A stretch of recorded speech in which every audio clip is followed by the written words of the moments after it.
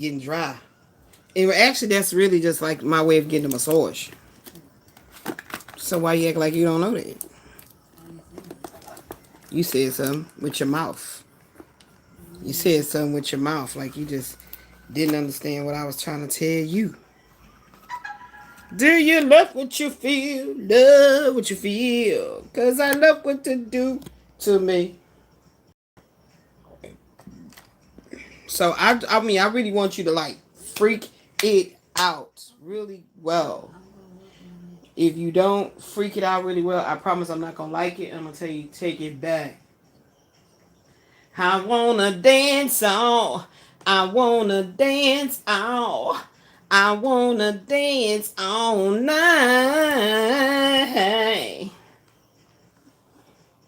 Baby mama, thank you so much for contributing to my joy in my life, contributing to my smiles, my laughter, my outburst of just crazy shit I say. How I just said some shit, that shit was so crazy. And thank you for being my daughter. Yeah, I appreciate you too. What? I can't hear you. Say it loud. Say it now. I'm black and I'm proud. No, but for real, I really appreciate you too. You know what I'm saying? I appreciate you. Sorry. I was in the middle of stretching. Um, I really appreciate you for giving me grace for, you know, warming up to the response in crazy situations where you be like, Jay, Leah, what the hell going on? Like, you know what I'm saying? But what you mean though? I'm saying like working with me and my mental, and when I'm trying to like wake up and, you know what I'm saying, formulate the thought and get back online and what we saying, like how we do, Right. like, you know what I'm saying? Right. I appreciate you giving me grace and still learning the process of communicating. I'm gonna always give you grace. That's what mamas are supposed to do. So Cause you're not supposed to know it all, I do it all, appreciate feel it all. You I know, appreciate your appreciation. I just feel like when can we put this over there? Cause I'm not just put it over there. Don't go too far away from where it is. Sit it over here in the back. I just feel like when we like be on that energy of like really connecting and bonding. I love the fact of knowing that you appreciate like all that I do For sure. to try to make sure that you understand that I care about being a good mother. I care about being like not an excellent mother. I'm gonna say a good mother. Hey, I'm gonna say a good mother because you know, I never want you to feel like neglected, misunderstood, unappreciated, unworthy. Any of that shit that the words tear down as a young lady, you know. I never want you to feel it. Right. So I'm just grateful that it's like I just always appreciate the fact that had I not met your dad, Right. I would have never got with you. I never would have got with you on a soul level. Like, you know what I'm saying? Like, Right. we can be afraid to be a parent, be pregnant, all that, because things are not happening in a perfect way. We feel like shit be out of alignment. For sure.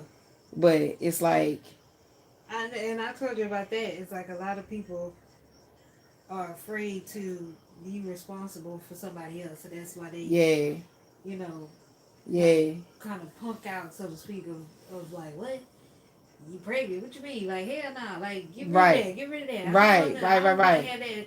I don't want to have that soul tie of knowing that I was being irresponsible to take care of something Right. that I know I produced. You know what I'm saying? Right. So, Well, look what you just said. So that is so instrumental in when I keep teaching you how to love you in spite of the absentee father. Right.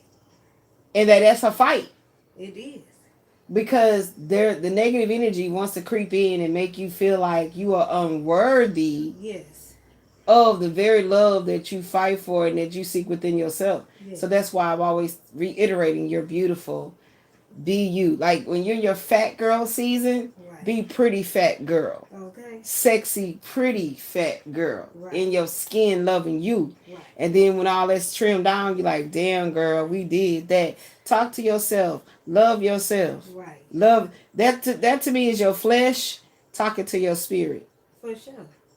You know what I'm saying? That's how I look at it. Spirit, aka higher self. Right. So that's why I tell you, like, whenever you're around any feminine energies that make you feel some, when I say make you, you know how we love to say word that you made me feel, because what it is that we are detaching from the responsibility that we have ownership right. of our own perceptions yes. and perspectives. Yes. You feel me? So when I'm in the presence of a female that's walking around in some too little outfit, like that was the goal. When right. she saw it on the rack, however she purchased it, acquired it, could have been her sisters, whatever, right. her friends. That's what's the goal. This is the look. It never makes me feel insecure about my figure, my body, anything. Right. You see what I'm saying? So that's why when you put your clothes on and you like, yeah, okay, I'm feeling good. I always make sure that when you do it in a way like, oh my God, I'm hiding things. Mm-hmm. So when you see Mama step out yesterday when we went on our mother-daughter date, and my hair, and I saw myself in the video, I'm like, woo, this crown chakra is clean like motherfucker, Mrs. Clean, and I'm celebrating my baldness. Right? So I do stuff like that on purpose to show you. And then I put, damn, you come in here with your fro all on glow, right? And then put a turban on top of it. Like, what's going on with that? But you have to work through that yourself, right? But my goal as your mother is always to reiterate that, like, baby, your hair is looking so healthy and so beautiful. So what did I say? I looked at my video and I was like, I'm laughing because I'm super Miss Clean on the top of my head, right? But I remember I was just her right there on that picture. Right. You know what I'm saying? So she is now her right here. Right. Her right here is her. Yeah. Her right here is her. Yeah. Her right there is her. Right. So the transitions. Right. So when I want you to rock this photo art expression project, I want you to rock that shit out in the way that you know you can do it. Right. I ain't saying pump it out right now. Come on, we need a stat. You know, we gotta produce this for the show. Like, it's not like that. But I do want you to think in those terms. Okay. Of production. Lights, camera, action. Because I'm telling you, they showing me. Okay.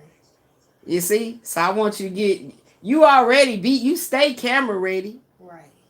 But you don't really look at yourself that way. Like the little thumbnail I got for this live. You stay like that. Like it's natural. You don't got to work at it. You don't have to like, oh my God, let me put my makeup on. Like, no. Right. Natural beauty. You see what I'm saying? So that's what I tell you, when you handling it, when you pulling the pictures in, do it that way. Get the original, the one where it was like no filter, no nothing, and then show the transitions. Right.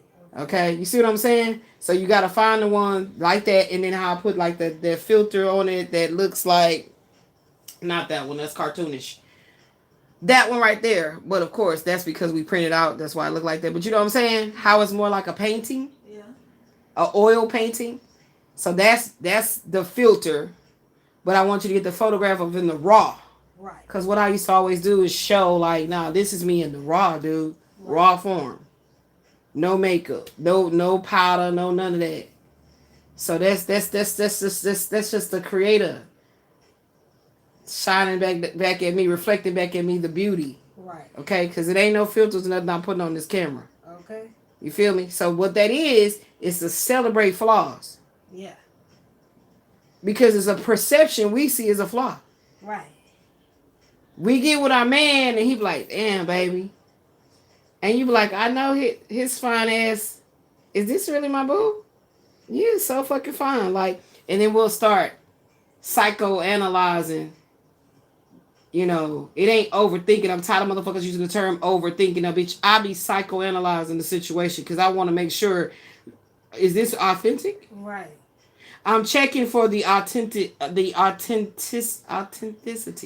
of this situation. Okay. Yes. So here is so fine. This is my baby. You okay? But when he looking at you and he like, damn, boo. You know what I'm saying? So that I'm telling you, he's a reflection of you. Right. You'll know who he is by looking into his eyes. When I look into your eyes, you'll know. You feel me? So that's what I want you to do when you rock that out. Take your time, get it together. When you present it, I'm like, oh my God, this is amazing balls. You know what I'm saying? So yeah, y'all, I'm just having a little. Yeah, thank you. Because these dogs be like, roo, roo, roo, roo, roo, roo. And then my toenails keep growing so long. Yeah, Instead of my hair to grow, instead of my hair to grow out from the biotin and stay strong, get it right, get it right. It's like my toenails and my nails keep growing and they keep going through their growing pains. I just had to trim this one back, but that's fine. I'm going to keep on doing that until they get strong. Because this one, they tripped. But it's something about that water. All I be doing is washing my hands. And how does that washing of the hands make my nails do that yeah, that shit costs. Weird ass peeling like they've been doing? That's crazy. That's crazy. Like not only the base coat be peeling, but my actual top part of my nail be peeling. Like what the fuck is that about? Yeah. You know what I'm saying? So it's like he was like, baby, where you going? I'm like, what? I'm like stepping out for a little while. What you talking about? He's like, baby. Okay. I'm like, do I know you? What is that? It was funny to me, and it was just reminding me how those men be doing that Right. when you be at a certain frequency. Yeah. You saw how I'm in the video enjoying myself, and this dude in the back looking, and then his grandma, his mom will turn around like, and dangerous, lightning and thunder. I'm gonna keep on doing that. Hoo, hoo, hoo, hoo. Like, fuck y'all. And right after I was doing that, in my mind, I was like, fuck it, they gonna hate. Like, fuck you. You know what I'm saying? I told you I've been channeling that Tupac song, All Eyes on Me. Straight up. Like, what? Love yourself, baby. Celebrate your gangster. It's time to celebrate your gangster, baby. 2:22 on the clock. So we got out, had a good time. Had an amazing time. Ma'am, do you got shorts on under that? Because that shit show shout. You know you got that big old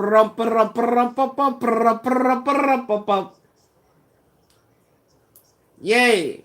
So we had a good time. Me and my baby, we went out. We had a good time. Like we needed that. I needed that so bad. It felt so good. Yeah, and I realized like I wore my natural hair and I was looking like Miss Clean on the top of my chrome. My shit shining. My chrome, my top of my dome was shining like chrome. But I was still celebrating myself, baby, for what? Like, what the fuck? I'm gonna be like, what? Hating on myself? No, I made a conscious decision to start letting my hair grow back. Because they call it the lupus hair. I forget what's the name of it. Where your hair gets really super dry, super brittle, and basically it breaks off. And my family is from Louisiana, you know what I'm saying? So I got that greater hair like my grandfather. You know, he had that old funny hair, you know. I don't know what to call it, but it's like it ain't you can't put no curling iron on it, no Marcel's and nothing, like it just curl. It's just, you know what I'm saying? That kind of hurt. So I got that version of hair from my grandfather. I don't think my grandmother had that hair. Her shit was a little, extra kinky. So this came from my grandfather, my mother's father. And, yeah, so I embrace my natural texture of my hair, and loving it. So I was like, I'm tired of wearing these turbans because they start to rub on my scalp. I mean, rub on my edges or whatever, make me itch. And usually when I wear them for at least a few hours out, uh, I use this anti-itch organic cream, which also my daughter always massages me with the muscle rub by the same company. Anywho, they have an anti-itch organic like cream, and I rub that all around my what's it called, y'all? The front end of my hair and the back, all around there like that, and kind of massage it, even up a little bit into my hair where it's gonna sit at, and it doesn't itch. So I think I have something called like contact. I don't know if it's dermatitis or whatever, but things touching me makes my skin get irritated really, really fast. So, anywho, I actually see that I am developing the same skin condition that my grandfather had. So, yeah, I guess it's gifted generation. And I got it. So, I be noticing that when I'm out, like my skin is turning really, really light skin, like for real. I be noticing that, like, what's going on with my skin color? But of course, I need to get more sun. You know, I need to get out. But people with lupus can't really be in the sun like that. I remember when Toni Braxton was talking about that, and it's true. So that's why she always had the dark shades on, the hoodie, all that shit. That shit is true, because it affects your skin. It affects several different organs. Okay, it affects you. So now I see why she used to be looking like that when her hair was getting really thin. You know, she looked so sexy with the short do, but then she started doing the wigs and stuff, and it would make her look so old. And then when she go back to that short do, it's like, you know, that's the signature Toni. So I always wore my hair short, chic. I love that. I love that, love that, love that. And that's part of what my daughter's doing with these photo art expressions. To show me in different hair and to prove that I am a natural beauty, okay? And I'm not really meant to be operating in what the world thinks is beauty by wearing wigs and all that shit. I don't give a fuck about none of that. I'm all about the natural beauty and the taking care of the temple, the body, in a sense, to where whatever flaws, whatever things that your body starts to show from autoimmune diseases or anything of the such, it's all about fighting a good fight and standing for your healing overall. So if you just mask that because you're worried about what people are going to say, it's like a cancer patient, how when they lose their hair, they're very attached to their hair. The hair is alive. The hair is a living entity on our head. So when they lose that, it's a part of their identity. So they'll get the wigs, okay, stuff like that made. But I never liked hair. I never liked weaves, and I never ever liked that shit. So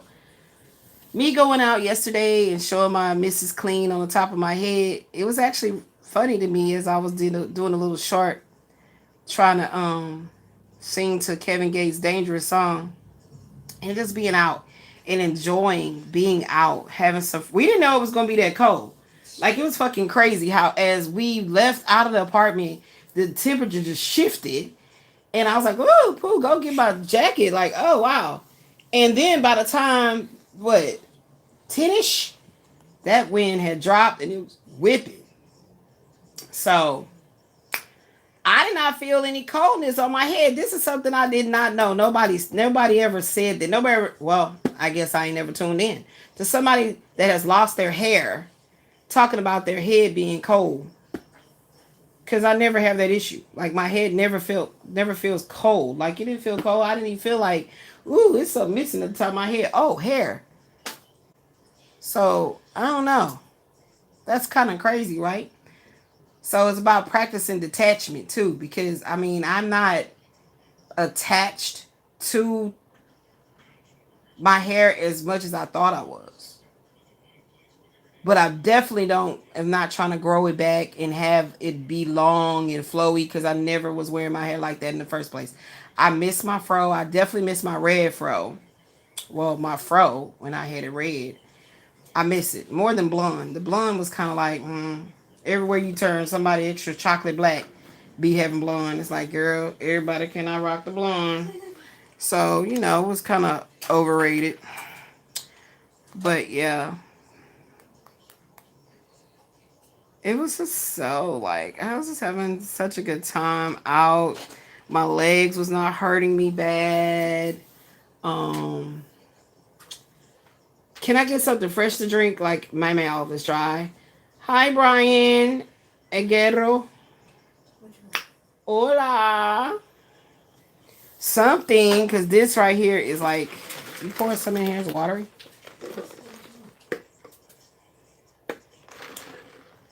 Lightning and thunder. Spec me on this holy mountain. Living dangerous.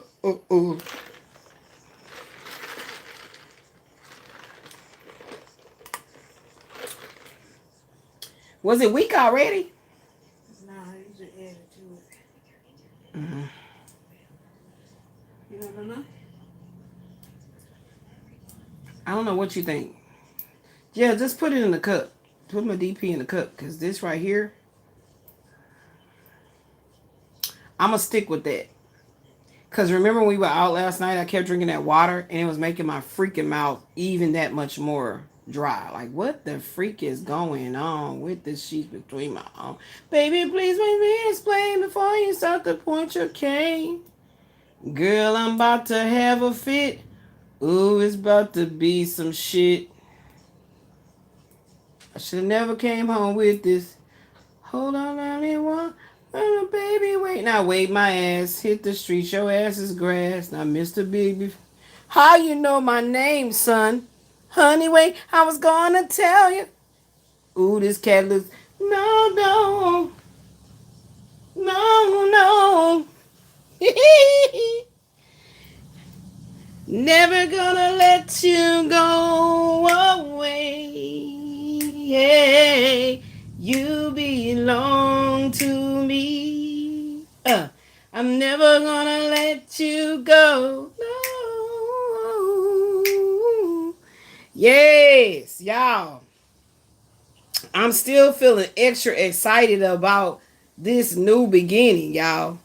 I'm telling you, like, I'm feeling so excited, my boo, boo, boo.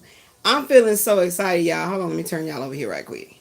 I'm feeling so excited. I don't know what to do, and I like it. I'm so excited. What you do to me. You got me burning up. Oh, oh, oh, oh, I like it, yeah. Yes, y'all. This is Sunday. What's today? February 22nd, 2026. And I am just really transfixed on these new beginnings. Excuse me. And financial freedom, baby. I'm telling you. Financial freedom. Because the thing I'm going to tell you what I can deal with not having no hair. I can't deal with not having no financial freedom. That's right there. Yes, I had a whole breakdown. A literal whole breakdown because I was like, man, it's time for me to have all my money. All of it. The universe says that it's abundant. So it is literally time. Let me turn y'all like that. Yeah, it's time. Living dangerous. Lightning and thunder.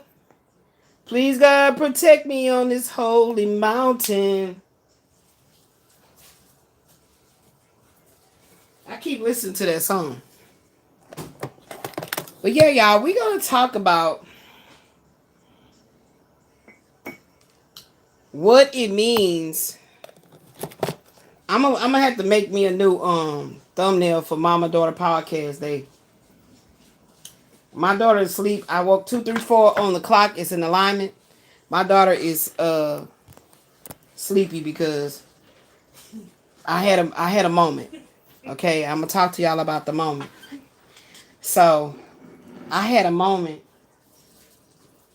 to where it's like I couldn't remember uh how in the hell did I get in the bed. So y'all know I never was the type of woman that slept nude, like without clothes at all. But because of my condition, I guess I should say plural, my conditions, I don't like to sleep with no bra, no panties at all, right? Just like a long tunic shirt. Not a nightgown, a long tunic shirt. And I need to find me some more. I should have bought a whole bunch of them when I seen them in the first place, but I didn't know how much I was going to rely on them to make me feel like I got some kind of clothing on. So anywho, when we got back,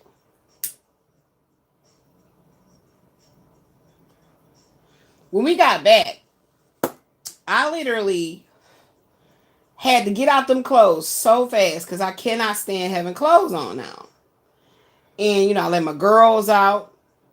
They couldn't wait to get out. But I realized that I needed to have a brassiere on because it really helped me with my posture. Okay? Even though initially it felt very tight because I'm going through a lot of profuse swelling. I needed to have the girls sitting up. And it really did help me with my posture, sitting at the table.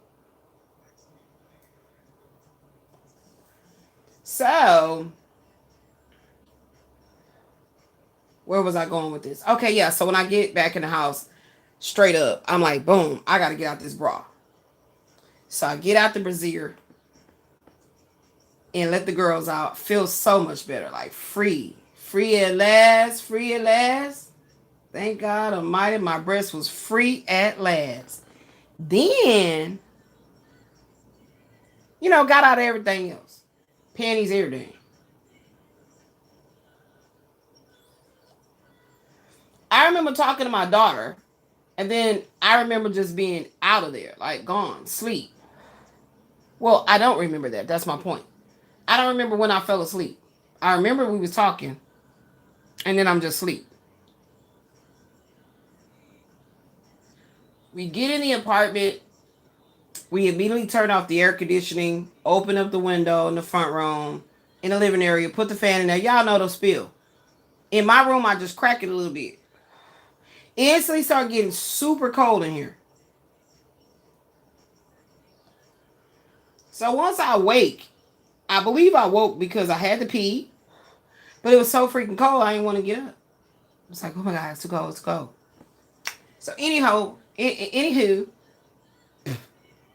when I woke up, put the window down, went to the bathroom to go pee. I didn't bother my daughter initially. I'm really trying to figure out what happened last night. It kind of was akin to going out, having a wild time, and then coming back in, and you let's say you were drinking which I was not. You were drinking and you can't remember like the pieces of what happened last night, but you had a grand old time. So that's how it felt to me when I really like woke up because it was still freezing in here. I'm like, fuck, it's cold. So I was like, oh my God, where's that cold coming from? So it's like I'm very much so disconnected from this place, this apartment, because I'm not remembering that we both decided to turn the air conditioner off, or that's what we do, rather. And my daughter did not put the fan coming inward. I know that was me that did that. Because it smelled mildewy, dank, wet in here. And then, that's where the coldness was coming from. So I couldn't even get out of bed, right? It was so cold. And mind you, all I got on is this little thin tunic. Like, it's not really long anymore. I mean, it's a long tank top, right? And I'm telling my daughter, I called my daughter. I said, Pooh, can you please go put the fan down? I mean, can you please turn the fan outward, because the air coming in. So she's like, okay, mama. So she been sitting here with me the whole time because I had to get her to refresh my memory on what happened last night. That's why it's crazy, like I was drinking or something. I didn't have anything but some Sprite. Hey, Cheryl. I ain't had nothing but some Sprite, right? Like, what? It's some water. So, what the hell? Anywho, I had a little mental breakdown.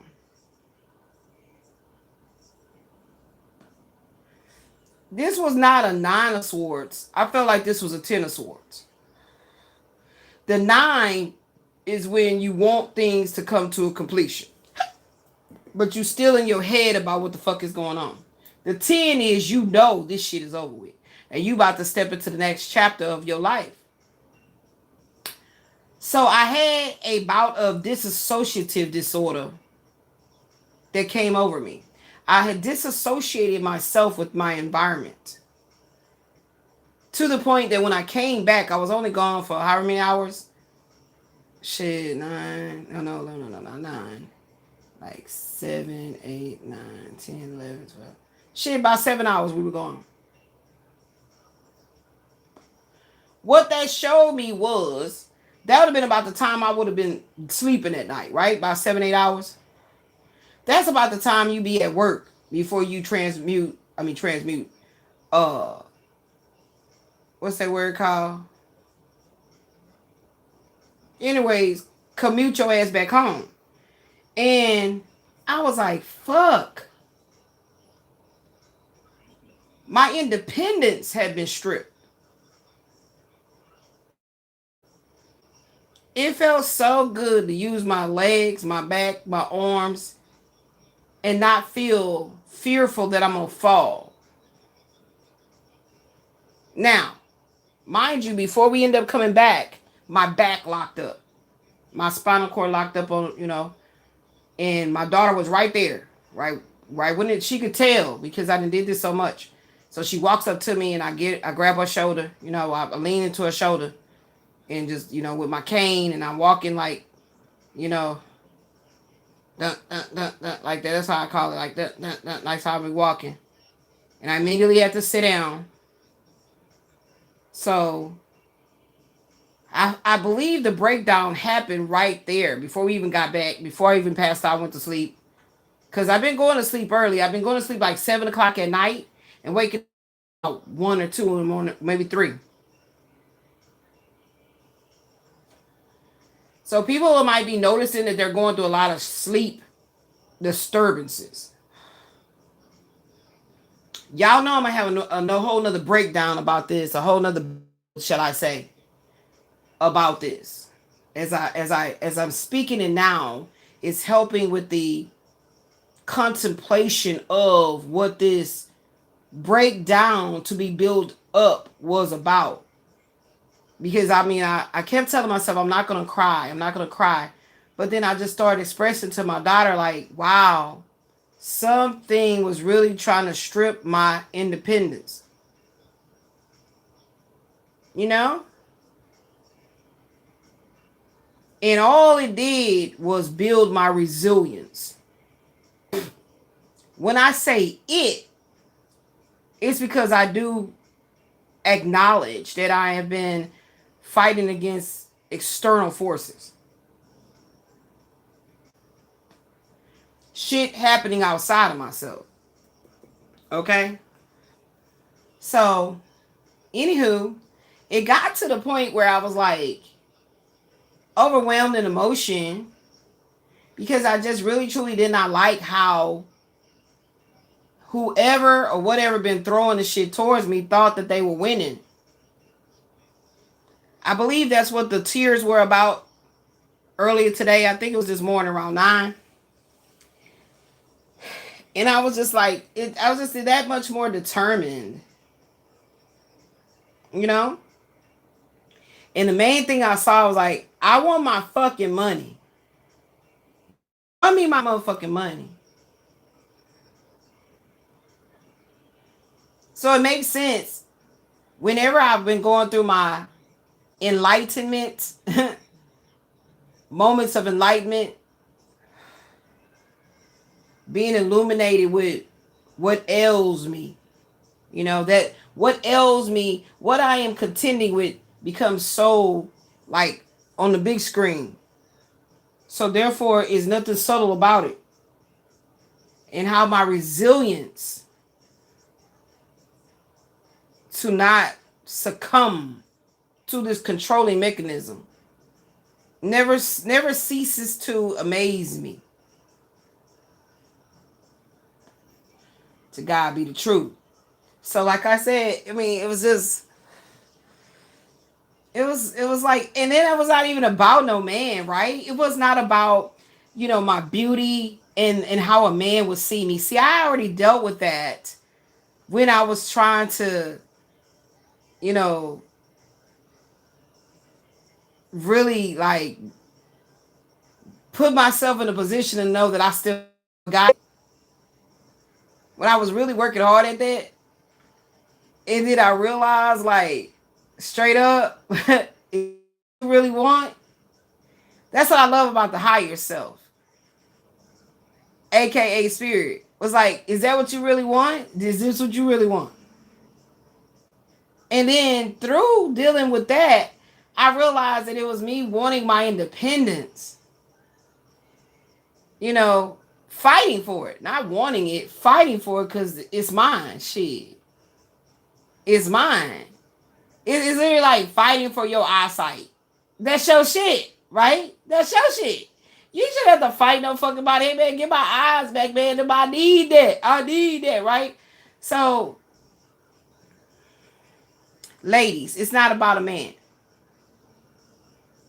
Because I'm going to tell you right now, we can do things to ourselves that a man never even came close to doing. Okay? When it comes to sexual stimulation and, really raising our libido, or just all that good stuff there. Yeah, it's crazy because there's a whole lot of women who's never really actually had an orgasm. I think that's so sad, but it's a lot of women can say, what is it? I've never had it. Now I've yet to watch like a podcaster or see this on some type of podcast show, whatever, where somebody really articulated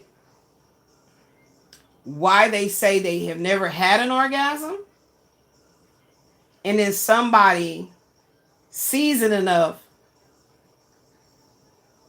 to communicate how important, it's literally pertinent, that a woman reaches her orgasmic peak, her climax, maintain it. You feel me? So that's how I know that this thing I was going through had nothing to do with a man. It all had to do with my being able to independently create a whole new world, a whole new reality for myself in this world. Let me say it that way. Yeah. So it's something beautiful about mental breakdowns. Mental breakdowns allows us to really see ourselves in a way that is reflective of what's going on or what's hidden in the subconsciousness.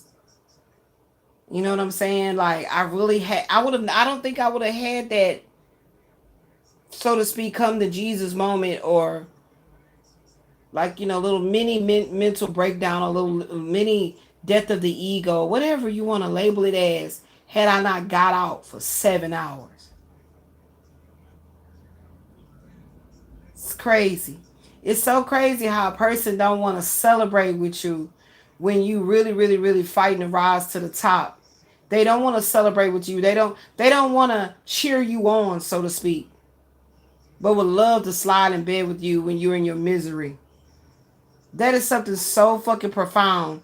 And I came up with this concept that I want to expound upon, if I may, that's talking about having somebody. This is crazy, y'all. All right, come on, class. Having an obsession with you. Okay, this is how I wrote it out right here on the little clip right here. Someone having an obsession with you, and this obsession with you is by omission of nude photos, any of your personal undergarments, or any other personal paraphernalia, right? But they're obsessed with you. So as I was like really just like I said, had this whole mental breakdown when I woke up and seeing my independence being stripped, me having no money, all of that. And I was like, how fucking dare he? Like, you are obsessed. Your obsession, you're obsessed by omission of anything tangible of me to obsess over. Like obsession by omission of nude photos, undergarments, or any other personal paraphernalia. Like, what the fuck is going on with this? Because you don't want to celebrate with me as I fight to reach the pinnacle of my greatness, but yet you want to slide in the bed with me when I'm in my misery. That's some profound shit. That's some really, truly profound shit right there. Right there. So this is another concept that I came up with, class. Y'all ready? So I said this man showed up. Now I love ramen noodles. I want to go to a restaurant that makes some very organic homemade ramen. I want to experience that at a restaurant and try to eat with some chopsticks, even though I know I'm gonna have my fork on deck right there. But I'm gonna try it, right? So we got to make bucket lists for ourselves, things we want to do, even when we're going through our downtime. Make those bucket lists. Make those goals, short-term goals. Don't even fucking worry about how long it may take you to do it. Just write it the fuck down and visualize this shit. So I want to go to a authentic, I don't know if it's pho, whatever the restaurant's called that makes authentic ramen. You know, I've seen it a lot on YouTube. And I want to experience that with the whole little boiled egg and the whole nine, right? Anywho, so I said this man showed up with a beef ramen noodle between his legs. I like ramen. So what do you want me to do? Get my chopsticks, slurp you up. Then when you leave, you have no more beef. Just think about that. Ponder this concept. Those ladies or gentlemen that will understand what I mean by showing up to my door with the noodle between his legs, and then you want me to slurp it up. Once I do that, you don't have any more beef. You don't got any more beef noodles.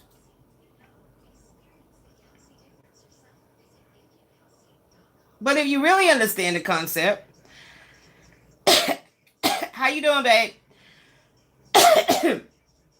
If you really understand the concept, what I'm saying ultimately is there should be no beef. So, hold on, y'all. Let me turn this heat off. That's probably why I'm choking too. So, there should be no beef because I slurped up the noodle. Now, I no longer want the flavor of your noodle. I don't like your restaurant. I like my noodles al dente and not mushy. So I don't want to eat at your restaurant anymore. Why is there a fucking beef about that? I've already established the fact that I am not eating at any of the restaurants. I've established that fact. So there's no fighting to get me back over to your restaurant, right? Because I was the only one that made sure that your ass stayed in business. And now you have the audacity to try to like put voodoo, hoodoo spells and shit on me. I always come up with very colorful ways to explain things without sounding vulgar. And I try to teach this person that I don't like vulgarity. I don't like vulgar things. Like it's always a way to talk to a woman without being vulgar. It's always a way. Like you literally can say things. Okay, guys, I mentioned this on another live recently, I think, where I said that my man, the one that's for me, that is, you know, completely connected to my light codes, you know what I'm saying? Like this dude is a part of my DNA, okay? It's going to be able to speak to me in such a way that there's no haughtiness, there's no flaring of my masculinity, none of that. Because he speaks to my soul. He knows how to literally, he don't gotta flex. He don't have to, I don't know how to articulate this without emasculating a man first before I build it up. And that's not even what my goal today. But it's like, I don't respond to vulgarness. I don't respond to this eager, and remember I talked about it. Susan Miller is talking about it right now. What they're saying is going on with this Saturn moving into Aries. So all this quick, rushy, nah, baby, you're going to have to get structured. It doesn't make any sense because it's like, I no longer want to eat at your restaurant. I partook. It's not, I don't have a taste for that. Right? Like, how else can I say that classy? But here's the thing that blew my mind. When I had that little mental break today, this morning, this grand rising, okay? It wasn't even too grand because I rose up in a way to where I was like, hey, who am I? Where I'm at? Like, I had a real straight up disassociative moment with my environment. And I literally thought to myself, I invited you to come out on an outing with us. Because honestly speaking, I wanted to see how this man operated in public with me. And the fact that I got ignored. But just as soon as I'm back in my domicile, I'm literally naked because I literally only have on a t-shirt. It's like the motherfucker got a camera in my damn apartment where he's like, hey, I want to come over, just be in a t-shirt. Let's have some fun. Imagine that. That's probably why I've been jamming that damn R. Kelly song. Imagine that. Yay, that's my shit. And I'm like, what is the fucking deal with you, dude? I literally invite you on an outing with us. All because, number one, two things. I was testing you. You got to test the spirit. I was testing you to see what you say you want to see me so bad. Okay, meet me out in public, right? Nothing happened. You didn't respond. So I let you know we still had a grand old time anyway. He goes, from what? I didn't give him no more words like you didn't give me. So I literally sent him a little screenshot of the outing, like we're at the menu, looking, trying to get some snacks, some drinks, whatever the case. You don't need to know where we are. The point is, you wasn't trying to pull up unless my bumper was going to be exposed. Follow that. Imagine that. So like I said, you came over many a times with beef noodles. I partook. I no longer want to partake in it. I no longer want to eat at that restaurant. Because if you're really feeling me on a spiritual level of what I am saying, I'm speaking of a man's body should be nourishing to my soul, to my vagina, to my mouth. He needs to be nourishing, healthy. And if that ain't the case, why am I indulging? Huh? If I want a toothache, I can go eat a bunch of candy. I don't know where that's been at either, right? I don't know what all they did to manufacture it, but they put it in a Snickers wrapper, and I bought it, and I kept eating it. Now I got bad teeth. But this is a different thing. I know where this product has been. Or let's say, hold on, scratch that. I know that this has tainted ingredients. I know this. So I'm supposed to act like I don't know? I just don't understand how these masculines can go around and keep acting as if they don't have to have a consciousness about their sexuality.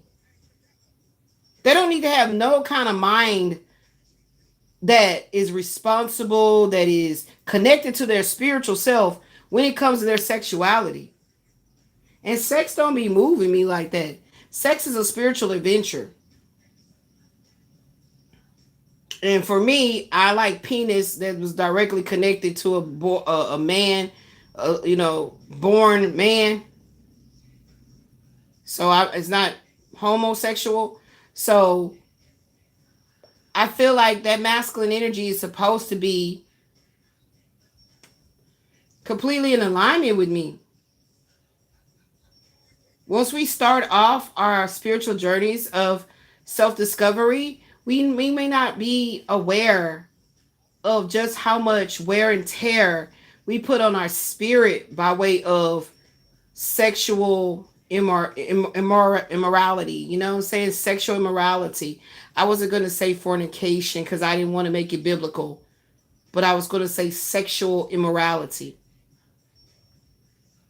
It's immoral for me to desecrate my temple with something that I know has tainted ingredients. You understand? I'm not going to eat poison when I know poison is in there. So it's like, it doesn't make sense. Like, I don't get it, man. And I've never been the type of woman that gets a big head over, like I get all in my head or whatever about this or that. I don't be tripping on all of that, right? I don't. Just because of the fact that I know what kind of lover I am. I know what kind of lover I am. So I never want to put that on display or advertise that. So if the more men that don't see me as sexually attractive, that's not a bad thing. That's my perspective on it. You feel me? Those women that are on this spiritual journey understand what I'm saying, not under you. Understand what I'm saying. The more men wanting you, desiring you, shit, man, you going, every day is war. Every day is war because it's all kind of plots.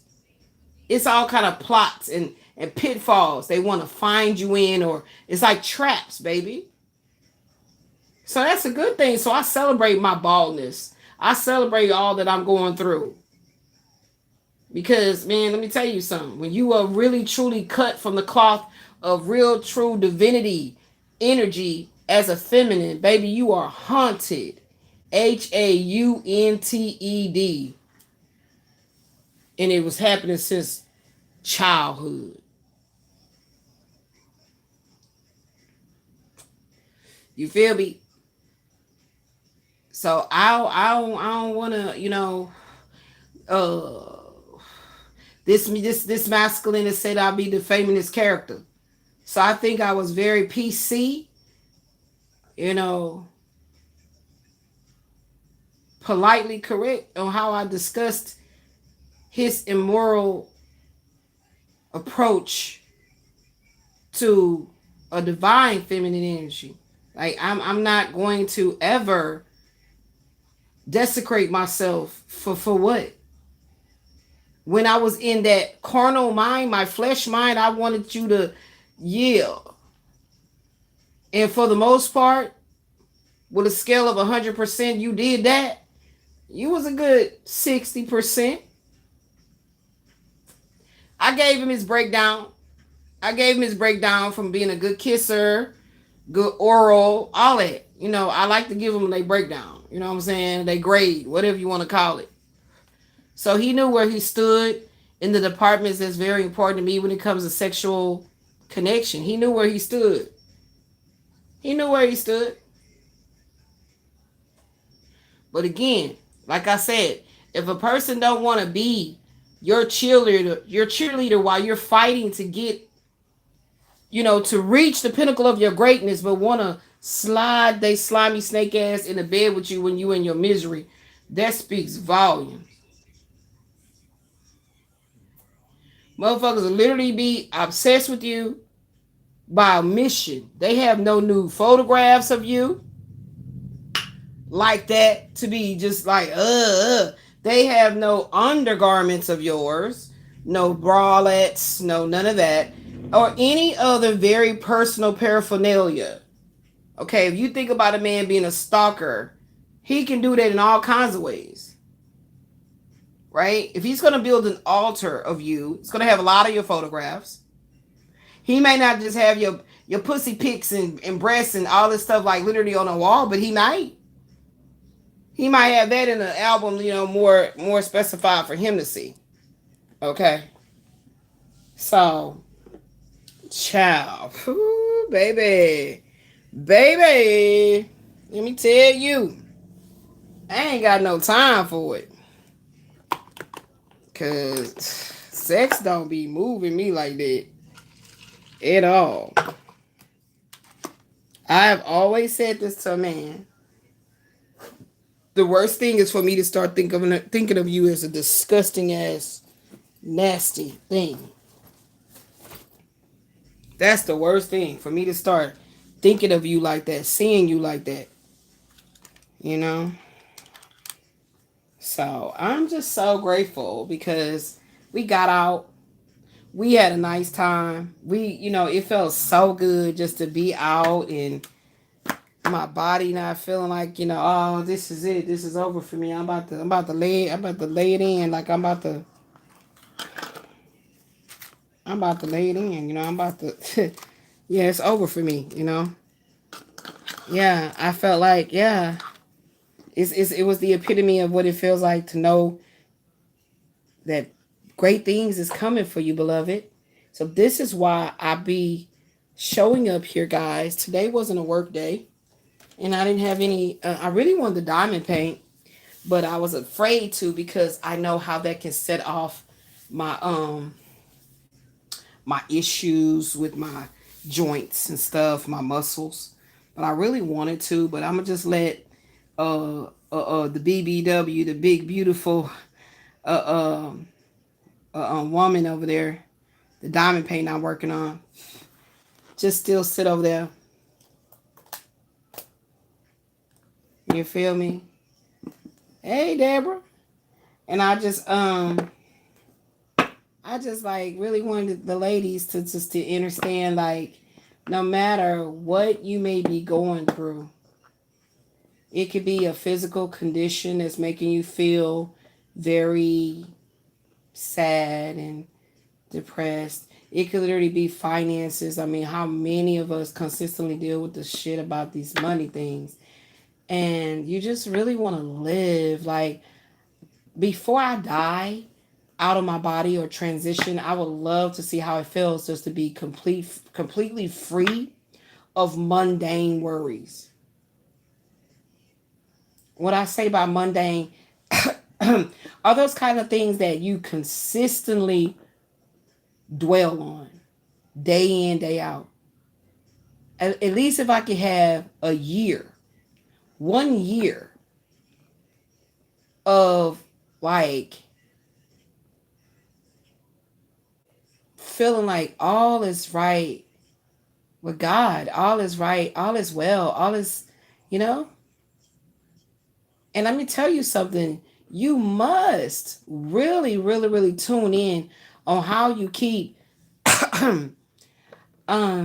showing up in your life, feeling like your life was snuffed away from you because of a man. One thing I'm so grateful that my twin flame erected in me was a complete sense of humility and vulnerability.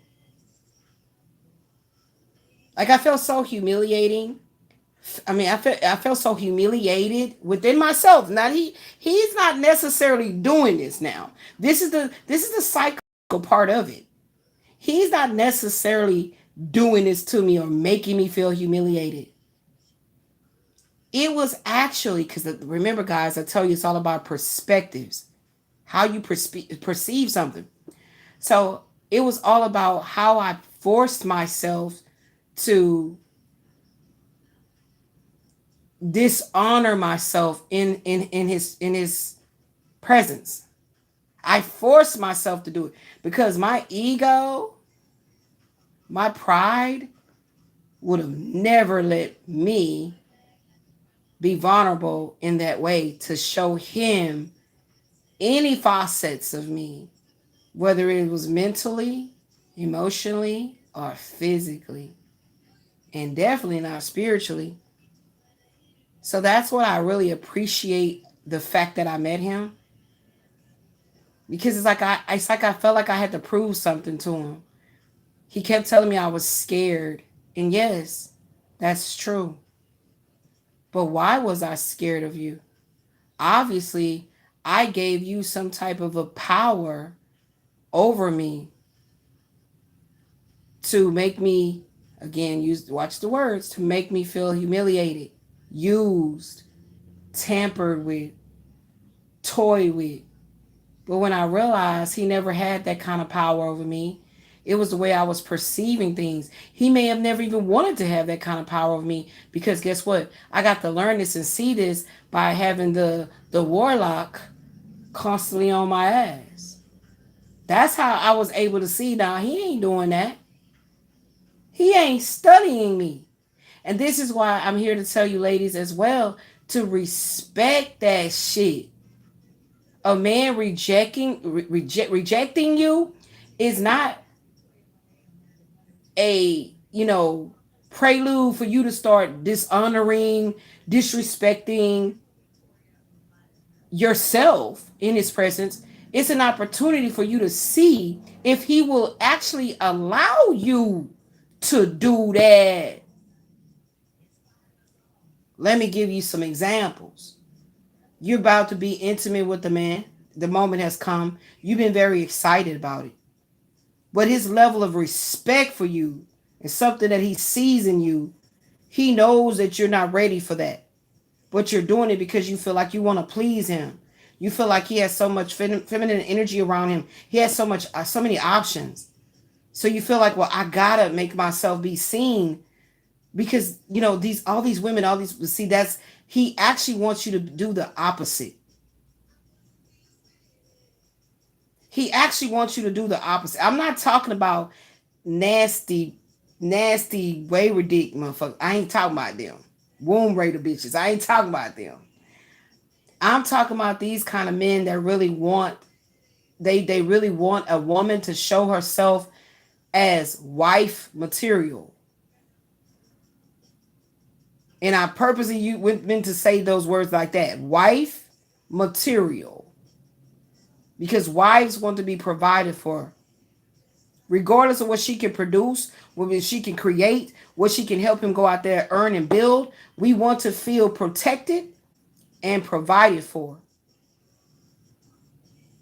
However, those provisions are decided upon between the two of you, it is a definite fact. Because no amount of money, prestige, business, CEO, this and that boss lady she is, in order for her to submit in her femininity, especially when it comes to that sense of being devoured sexually but protected at the same time, we need to feel that. It's a feeling. Notice I keep saying feel. We need to feel. So you cannot emotionally neglect a woman at her core level and then expect for her to slide into darkness with you, which is where you dwell. What? If it's not, I'm supposed to lift you up out of that shit that you so find yourself comfortable in. Yeah. So if you don't look at it like that, then guess what you have done? You have desecrated me. If a masculine does not look at you Like you are literally God. God is light, love, right? He's desecrating you. It's simple. It's simple to pull yourself out of a position of servitude by way of saying, I must behave this way because if I don't, all these other women gonna drown me out. But newsflash, even when you act like that, because he doesn't love himself, he desecrates himself. It doesn't matter what you do. So never go have sex with someone because he did. Not gonna help you. Not gonna help you. You let me tell you what you're doing. You're helping the descended masculine part of our consciousness, part of consciousness period. Like life is consciousness, right? You're helping them to desecrate the divine feminine energy. And look. It's crazy. Like the Empress is right there. It's like you're helping them do that. So it may be very difficult to rise out of that conscious awareness of who you think you are. But that's why I do the work that I do.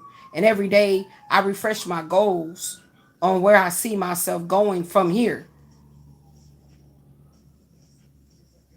You understand? So my spirit team, was like, I don't give a shit. You got 2 people watching you. Show up for work. Because guess who? The number 1 person you should be knowing watching you? Yourself. Newsflash. Right? I don't give a damn what they do. Flick the lights off and on. Flick the lights off and on. People like, oh, wait, what's up? Oh, damn, it went away. What happened? Like, yeah. I don't give a fuck about that. Yeah, because this is therapy for me, baby. This is therapeutic. Just as when I was able to write without my damn arthritis kicking in real strong, journaling, that was cathartic. So now it's like, well, your mouth be dry, get you something to drink, keep it moving. Speak.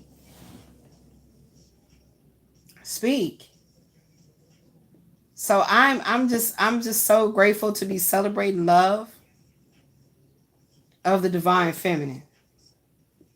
I am so grateful to be celebrating love of the divine feminine of creation. And as I continue to work on myself in any of the childhood wounding that happened between me and my mother,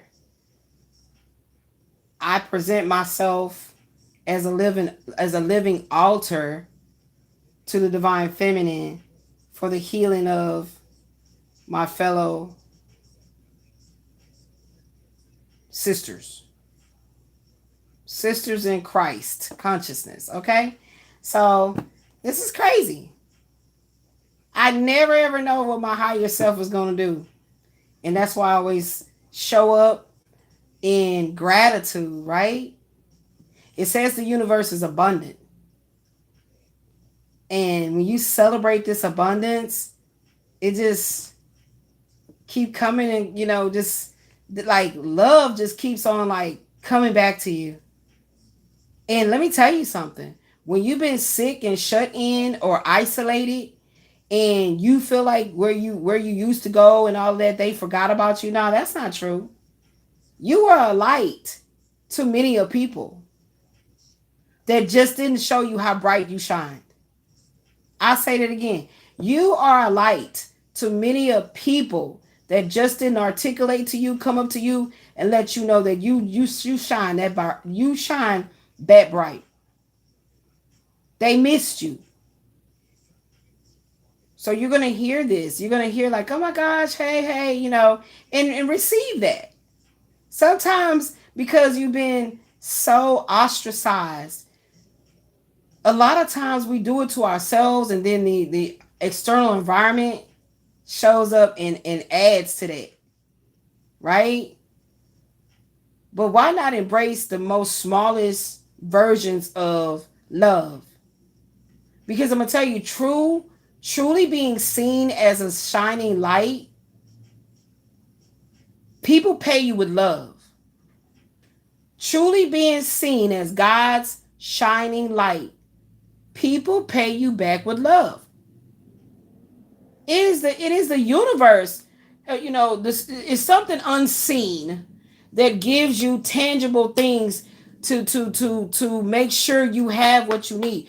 All of us must show up in this earth to do work. Earth is a school of higher learning. Higher meaning spiritual. Celebrate it. Whatever makes you feel like the most goofiest, silliest, freest little girl or boy, continue that. We got to get back to our childlike demeanor. I did a short while we was out, and I'm literally tripping on how these people was looking at me, and I was oblivious because I was singing. I was like, shit, yeah, I'm out. And y'all don't know this, but it's like, well, you probably notice it, but it's like my teenager version of my childhood, which I always was a lover of music. So, like in my teenagehood, I must have been more so like listening to certain rap or something more than I was sappy love R&B. There must have been a time in my teenagerhood I did that. So I feel like that's what I've been tapping into. My little gangster rapper self or something, you know? And I'm loving it. I'm loving it. It's like I want to be around the kind of people I can just cry because I just love the awakening. You see? I want to be around people that I can just cry. And they're like, "Oh my God, Liz, what's wrong? What's going on?" Like, girl, I love you, man. You know what the fuck I'm talking about? Man, you are the shit. Like, and they like, "Girl, what would you say? Why are you crying though?" Like, but listen, like, I need that. And you're not drunk. You're not drunk. You know how people do this shit when they be drunk or they high or something. You might have been hit the cannabis. What was that, y'all? Y'all hold on. I done told my daughter. Y'all heard that? Y'all probably didn't even hear. To take them damn lights off of that damn window. And she's so damn hard-headed. Let me take y'all with me. I bet you these lights didn't fail again. Off of this window. She is so damn hard-headed. She is so damn hard. And look, every time I gotta police the house because she be oblivious. I bet you they didn't fail again. I bet you they didn't fail. I told her not to put these lights up here. Yep, look. These are solar lights. I told her not to connect this shit like this. This one probably keep falling and she put it back again. Yeah. Crazy ass little girl. Crazy ass little girl. Yeah, she got one right there. Because you know they still haven't fixed the lights around this apartment. Shit, just put it right here. Now look, she oblivious. See? She fucking oblivious. Have no idea that failed. And now mama wobbling in here with the cane. Trying to look. See? Oblivious. Knocked out. I got to do the policing. Y'all probably didn't even hear that shit.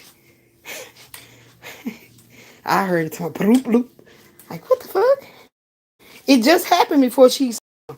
I know I love you, but I need to go back to sleep. I need to get some sleep. I'm like, okay. It just happened. And we sitting in the living room. I mean, we sitting here and we're like, what the hell was that? It's like, Mama, I don't know. I don't know what it was. Like, what the hell you mean? What you talking about? You don't know. What is that down there? Oh, that's her stuff. Oh. Oh, my legs. Ouch. Ouch. Ouch.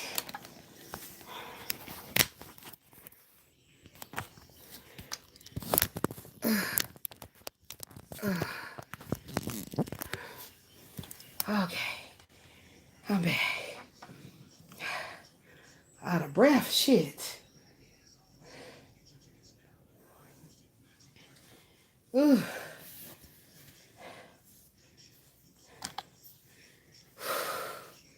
Child. I'm like, what the hell was that? Oh, yeah, I'm out of breath. Ooh. Ooh. But we planning on getting out of here again, child. We gotta get out.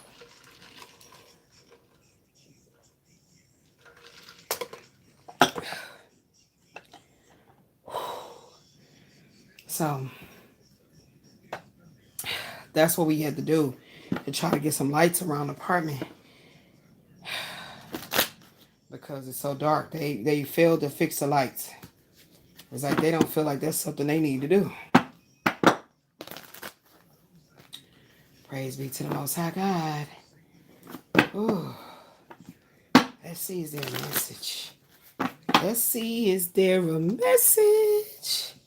I am just so grateful for this beautiful day. It's sunny outside.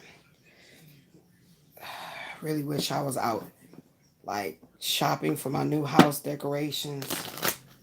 You know. God is amazingly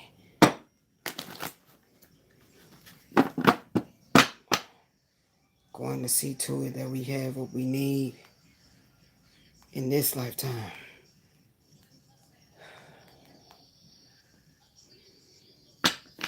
Yeah, that's the one. The blue. Yep.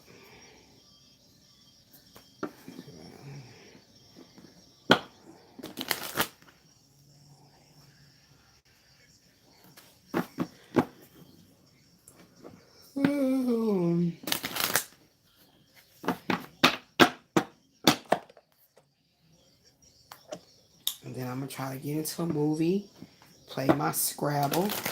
Because they be waiting for me to kick that ass, y'all. They be waiting for me to kick that ass. Like, they be, as soon as I log in, they be like, oh, there she back, she back. I'm like, yeah, I'm ready to kick y'all ass some more for a little while. What was I finna? So I'm waiting on my new Oracle, my new Tarot. Hey, Elizabeth Randall. I'm waiting on my new Oracle and Tarot to come in, guys. Y'all know I still got that bill right here. That's on the board. It's coming. That'll be the next one I do. Something about a mature woman. Got some things coming in. All right. What was I looking for? Yeah. So I'm gonna get into some movies. I had to turn that heater off because with the sun out, y'all, I be getting hot. I be getting hot, y'all. Let me tell you right now. I be getting hot.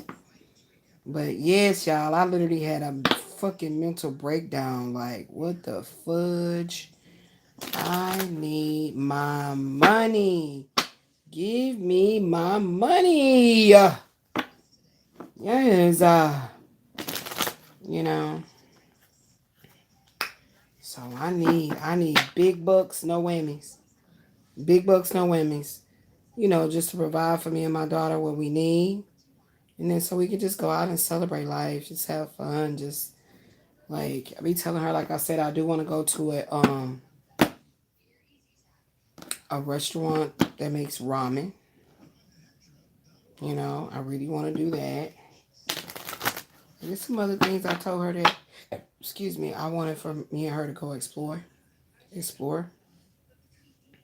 Because we deserve it to get out and just, you know, be girly girls. She's been wanting to go to like a spa to go get a massage. Okay. I feel like I told my daughter she deserves to be completely, what's that word called? She deserves to be completely pampered. You know, as ladies, we need that. We really, really, really do need that. For real, though.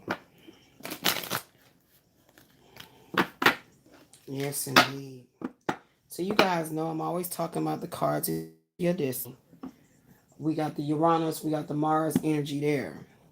So I'm gonna start getting back and doing my X Spirit oracles. But child, all my cards, I don't know if y'all can see, is right there, right there. And see how I was out of breath trying to see what the hell fell in the living room. But we can still explore uh without using the X Spirit oracles. But all my oracle cards that I create that is completely infused with more like profound messages are all done to work together. Okay, they're supposed to be, they were designed to be seamless. So let's see what energy. First of all, like I said, just to give a little rehashing on what's going on in the energy right now.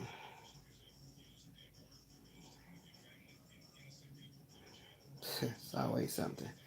Um, they said Saturn, yes.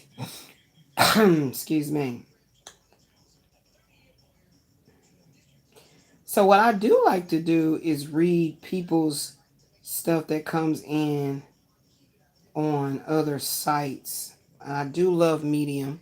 I was trying to get a job with them as a writer. So Saturn into Aries, okay, is what this is. Anna Marie has written.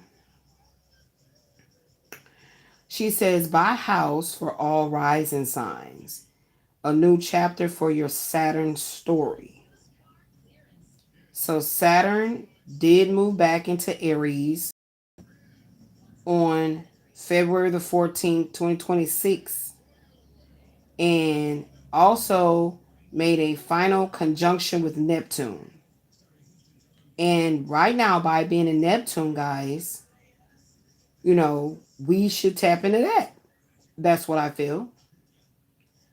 Okay.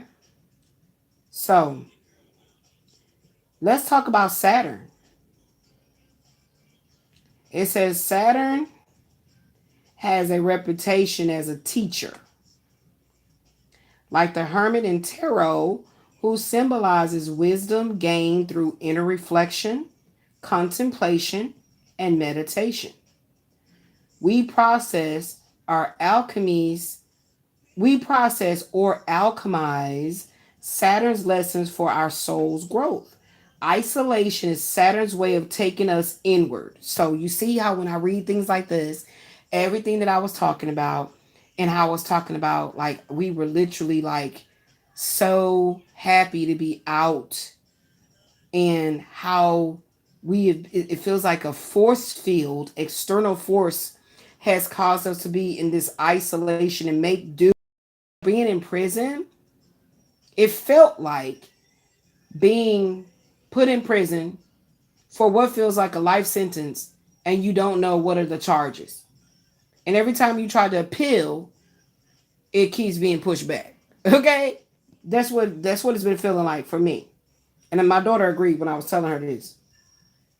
So it's saying about that isolation way of taking you inwardly into your fears, in your trials of loss, grief, hardship, and your adversities, to show us the patterns that have shaped us.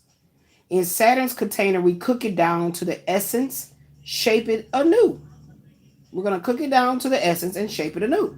The Jungian version of Saturn shows us how our self-limiting fears can be brought forth into the light of consciousness and transformed into strength and resilience.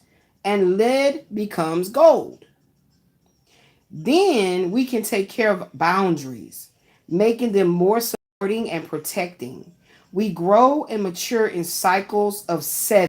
I kept saying, y'all, something is very, that's always been my favorite number, my lucky number. And I kept saying something's very profound about 7. So we grow and mature in cycles of 7. So let's see if you can follow along with me and how things about the 7. So when I got with my husband, once he was released from incarceration, being incarcerated, we literally was together from 2012 to You could say 2019 to just make it the even 7, but it actually finalized January of 2020. So it was 7 years. Okay? So that's very true what she's actually saying about this 7-year cycles of 7. 7 to 14 years to 21, and then 28 to 29 years. The full cycle. Also known as your Saturn return. So my daughter was saying that when I met my twin flame, I was going through my Saturn return. Something like that. I'll wait till she get up to correct me on that. She was telling me about when she was researching deeper into the Saturn return under the Love Cards book, guys. That's the red book. Okay, the red book by Robert Lee Camp. And like I said, once we get into the deeper dive studies, this is the book. This is the blue one, and then he has a red one called Love Cards. So she was reading the red one called Love Cards, and it was like highlighting the Saturn return. And I think she said either I got married, or I met my twin flame. I married my husband. I met my twin flame. Okay. So these things, it says these the maturation that we go through of cycles of 7. You go 7 to 14 years old, from 14 years old to 21, and then 28 and 29 years old. So you see how it's like that leap year thing there, huh? Okay. Take a leap of faith. All right. So you have Saturn in any of the cardinal signs. This will be a momentous phase in your soul's evolution. So what are the cardinal signs for those people that are lame in astrology?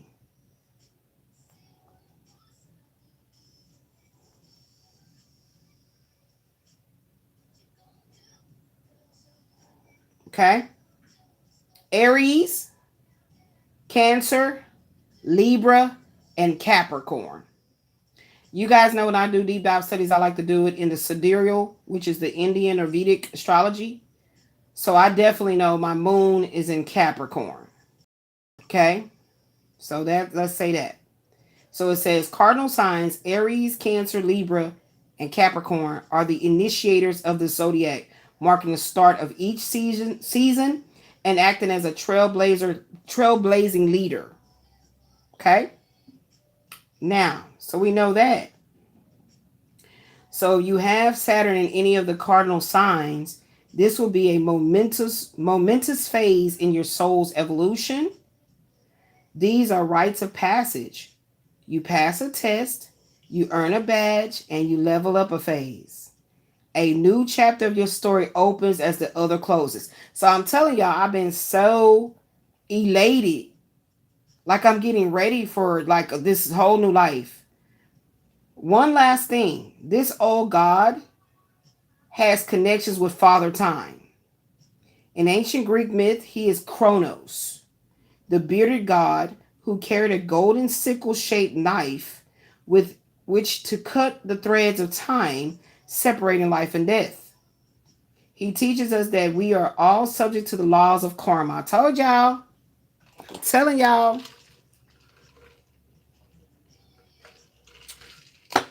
Whoever I was in a past life, baby, be bringing that up in this lifetime for sure. So when I do my past life regression, when I bring that back, I'm ready to be enlightened, baby. Because I definitely operate in a strong otherworldliness about myself. And I always knew that I had that what's the word called? Genesis quoi? I can't never pronounce it. I've always known that about myself. Okay, so yeah, so he says Saturn teaches us that we are all subject to the laws of karma. Nothing lasts forever. So you see how that ties in when I said I no longer want to partake in your restaurant. Okay, I don't want to eat there. Okay. Okay, great. So she's saying that these horoscopes are based on your rising sign.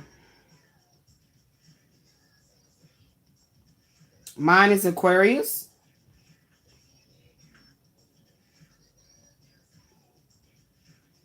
Aquarius. Age of Aquarius. Did I pass it? Where is it at? Okay, here we go. Aquarius rising.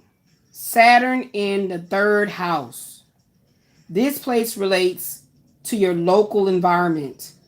Oh my gosh, look what I just said, that I felt this whole dissociation with the environment, like this life, like this is not my life. Like, oh my gosh, somebody didn't hijack my life. Like I literally felt that shit for real. Like I wanted to break down in this emotional like outburst of tears, but I couldn't because I was like, my daughter be like, mama, you okay? Because I just had woke up out of sleep. Like, what happened last night? What happened? How did we get back here? Like, what happened? Like, it was crazy. It says this Aquarius rising, Saturn in the 3rd house. This place relates to your local environment, your neighborhood, your community, and traditionally siblings, as well as short journeys. As a Saturn ruled sign with Saturn at a friendly angle, Aquarius is a Saturn ruled sign, is it? Probably welcome the shift in focus that comes after the ingress. The themes that are most likely to have an impact are those relating to the immediate and everyday circuit you are tied to. The morning commute, the neighborly things you are doing, showing up in a reliable and consistent way for relatives, for instance. Your responsibilities to these aspects of your life are likely to be demanding. Yes, it might feel repetitive, yet for some reason you are unable to break free from this pattern. It feels inevitable, yet safe and comforting. It is what it is, as they say. And I hate that saying. Your mobility now has some limitations too. Perhaps you don't have the independence. Oh my gosh. The independence you are used to.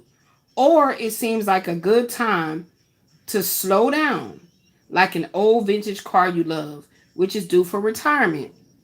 If you are a writer, an inventor, or content creator, you will like this vibe and might even welcome the consistent routine. And there is much contentment to be found in slow living, in going to the same favorite places nearby. And with Neptune also having a part to play, chances are it's close to a river, a lake, or the ocean where you can dream and wander. Interesting.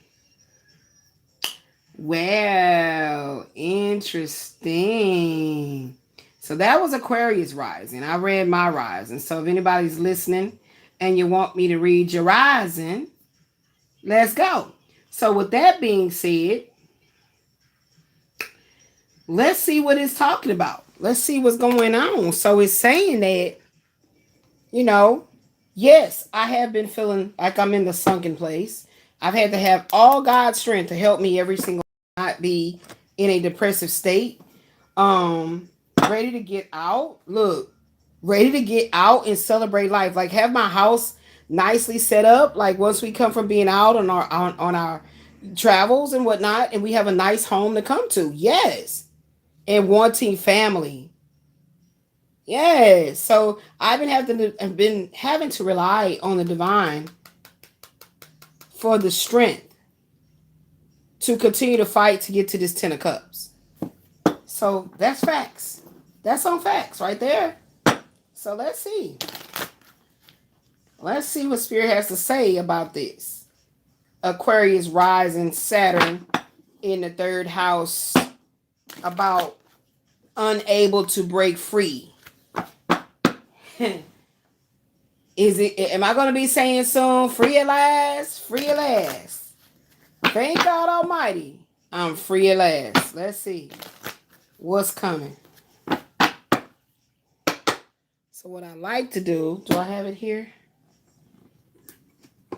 Yeah, I do have them. Here they go.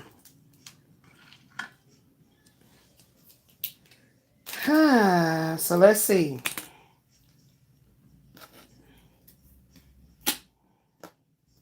Ooh, I'm hot. Here we go with this heat again. Here we go. So we're going to have our past, present, and future cards. All right. Let's see what we get. What is something of the past? What is happening that's still lingering? Still trying to keep us stagnant or pulling us backward? What is this? Let's see.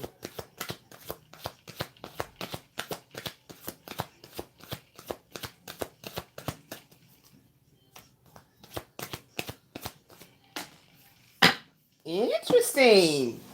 So what I love is that what jumped out was the 5 of spades in reverse.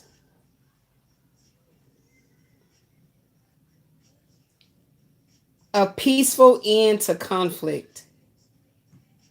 Moving on. Compromise. So that is completely indicative that what is said as this Aquarius rising Saturn in the 3rd house energy is talking about.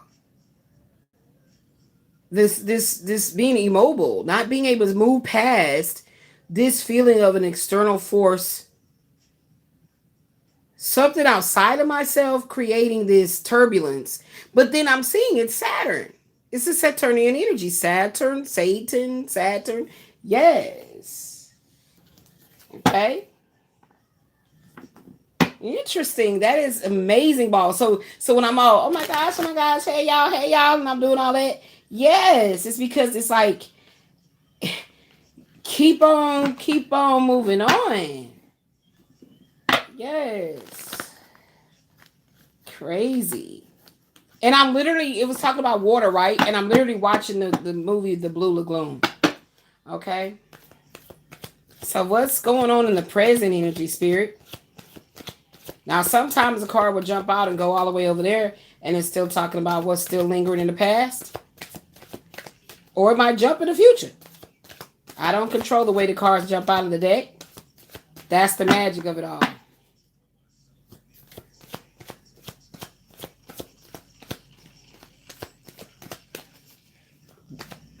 What's coming next, Spirit? All right.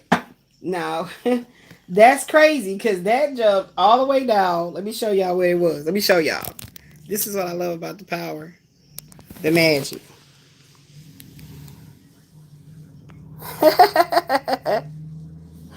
So what I feel like this is saying is that Spirit is literally indicating that things are being balanced. Things are being balanced. See how that goes? Look at that. A peaceful end to conflict. See? Conflict was always seeming to be the forte. And then this is what's going on right now. An inner balance. And when I say self-restraint, oh my gosh. So, story time.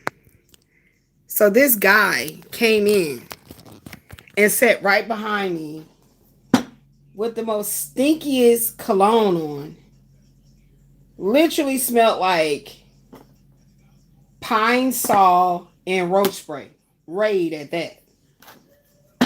I was like, it took all kind of self-control to be like, why did you sit your stinky ass all these seats in here? Why would you sit by me? As close. He was all on my neck. And he was there with his girlfriend. So I was like, what the fuck is going on? Why? Can you give me some all of my energy? Like, what's up? So that's a beautiful thing. To have, like it said, self-restraint, self-control. Because I was telling my daughter, I said, I'm so glad I got self-control. Because folks would be thinking you crazy when you just like, why the fuck you sit by me? Because, I mean, it do feel like you was targeted. Like, why are you sitting by me? So, what is this saying right here? I feel like by the 9 of Cups coming out, the way I look at something coming out of reverse is by you, the viewer, looking at it, it's in reverse. But that's why I always read the room. You know what I'm saying? Read the energy with the psychoanalytical quality about it. So, something do feel like it's trying to make sure your wishes don't be fulfilled. Right? That's what I've been constantly talking about. So that would be the Nine of Cups in reverse. Deep dissatisfaction in your life, materialism. Me talking about where's my fucking money? I'm tired of being in this energy of not having and, want to move forward, and just the most simplistic things I like to do can't. What the fuck? Regret, excess, nightmares, unfulfilled wishes. So this went to the Temperance, right? But in retrospect, this is what I feel when that energy of excitement and positivity come over me, that is being balanced out. So I'm going to put this over here because it's showing clearly that conflict of interest no longer has a grip over your forward movement. This conflict of interest is truly being balanced out with this Temperance card. Okay? With this Temperance card. For real though. For real though. And that Temperance card kept showing up in my energy. It really did. It really did. It really did. So matter of fact, I remember the last time this happened, Spirit told me to go look this up, but I didn't know where. Hold on, hold on. Let me actually add this to the screen so I won't forget it. No, just give me this for right now. Okay, wait a minute. Yeah, okay, so let me put it over here. I need to have Ashley help me make another screen. Okay, so that's the media right there. Hopefully I remember that. Let me go and find. Would it be in my downloads? Because I'm gonna study this one like we did the Hangman. Okay.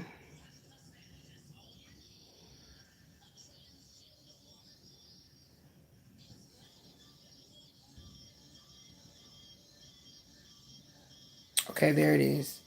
And let's see what it brings me up for the tarot. So remember, we was reading on the Hangman, and I want to bring up the Temperance and read that. And that might be a whole nother build. Ooh. The Magician. The Priestess. I think I saw the Temperance. The Empress.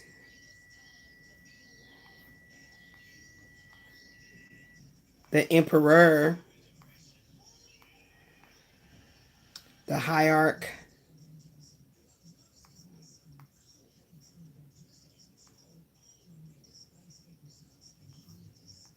And the Temperance. The Indecision. What is that?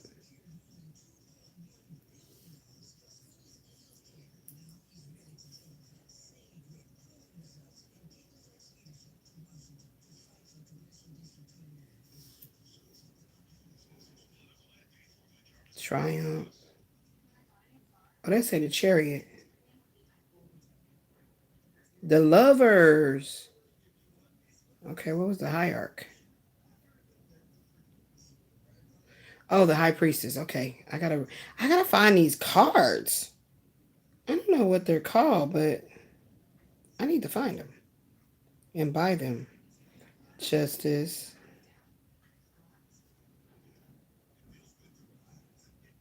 The Hermit. Uh-oh. Freak. Now I gotta keep scrolling.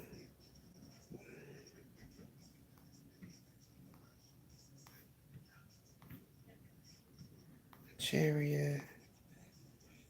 Justice. The Hermit.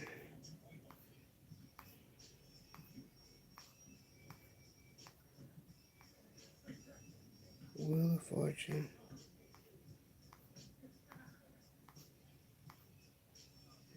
Strength. The Hangman. Where's Temperance?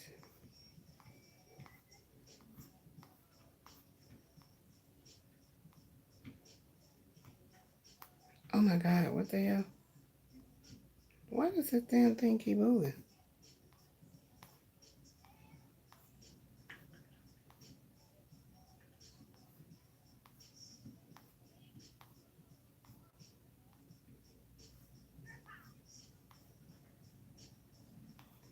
Y'all, I'm trying to find the temperance.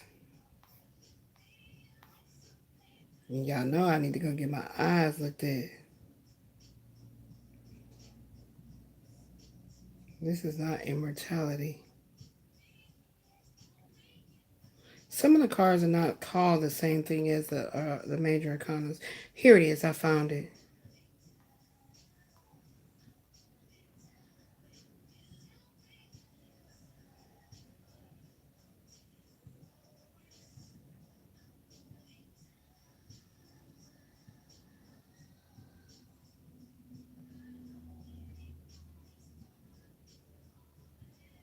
Sacred fire.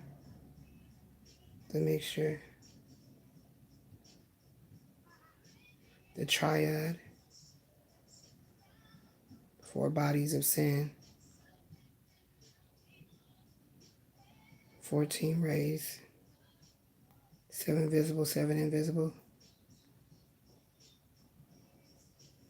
The visible rays represent the 7, the invisible, the 7 chakras. The angel has 2 vessels or urns. I found it. Urns with which he mixes the 2 elixirs. One vessel is of gold and contains the red elixir, the other of silver, containing the white. Together they produce the elixir of long life. Many masters have obtained immortality. Babaji, Sanat Kumara, and Paracelsus. Esoteric significance of the arcanum. The number 14, there is an angel with a sun at his forehead and a vessel in each hand. Acts of mixing the red with the white. Results for the mixture of these two.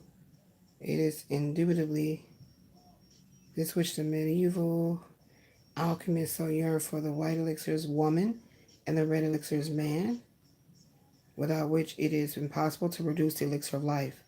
That of the woman emanates from the moon, and that of the man emanates from the sun. This is indicated by the colors.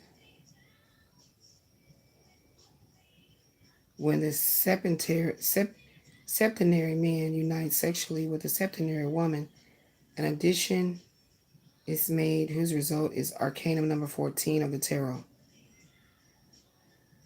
It is valuable to mention in passing that man has 7 principles, the same as woman.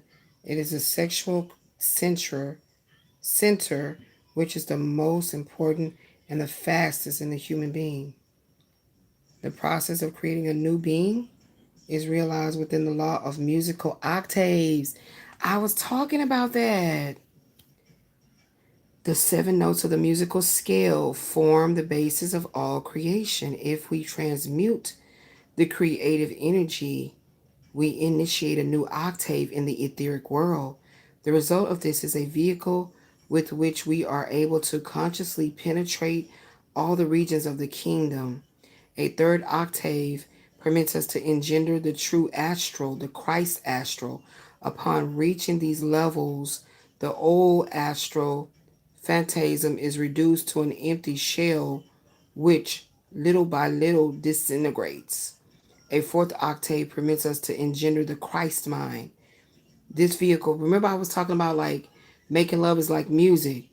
This vehicle gives us true wisdom and unity of thought. Only he who engenders the Christ mind has the right to say, I have a mental body. The current mental body is but a ghost of a facade. This becomes really a hollow shell when the true mind is born. Yes, I get this shit.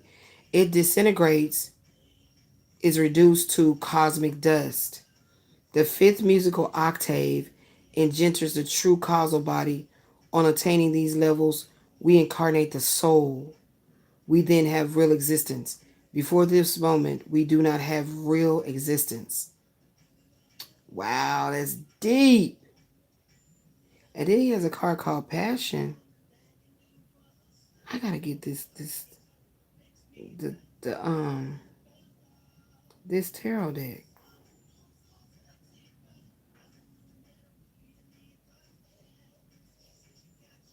Oh, this is the devil card.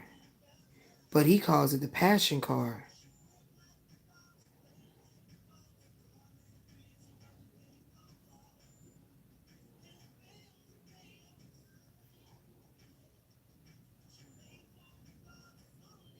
Mm.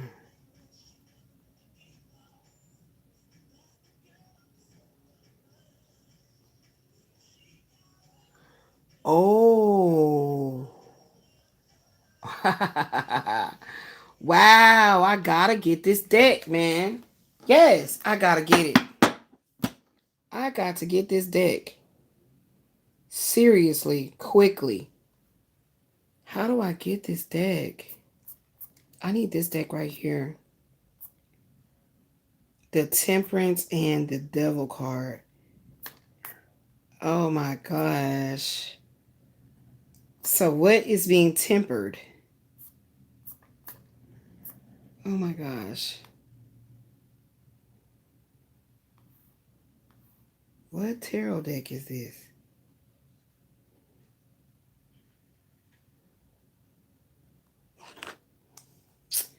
Remember I talked about Metatron and Enoch, the Book of Enoch. Oh my gosh, where is this tarot deck? It gotta look like this. Hold on. Let me see. What happened to the music? It just turned off. Is this it?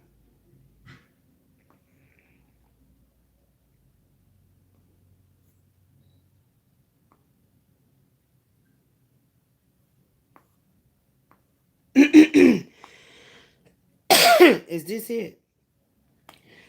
Take my damn throat again.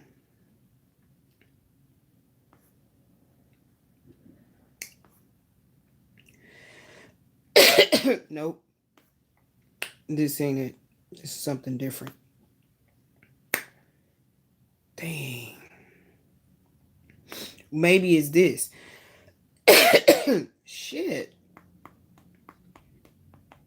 Now they got too damn hot. Oh gosh. Oh my gosh.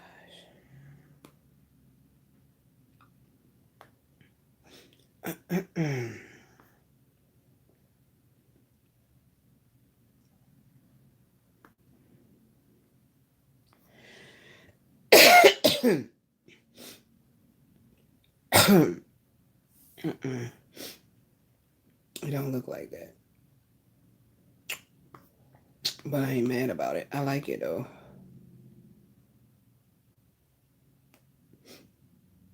Somebody naming it. Oh my god. I gotta crack the window. I gotta get some air. Hold on. Let me get some air. Then watch all that cold air gonna come in. It's a vicious cycle. A vicious freaking cycle.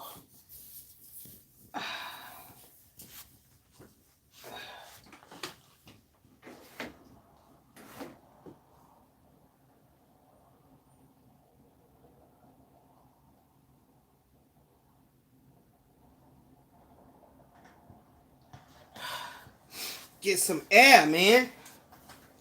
Y'all, I gotta search for this tarot deck that they're showing on here. I gotta search for it. Yeah, I had to get some air in here because if I'm being too cold.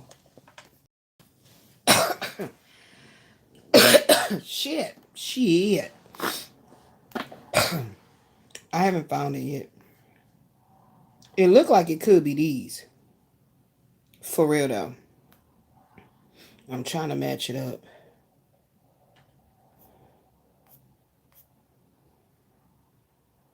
Could be.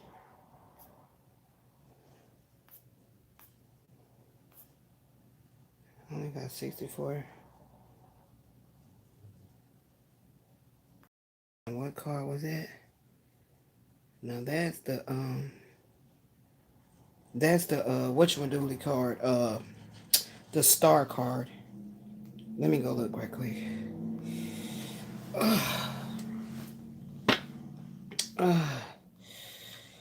The star card. Magician. The priestess.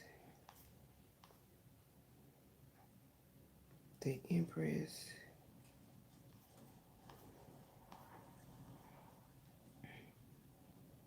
The emperor.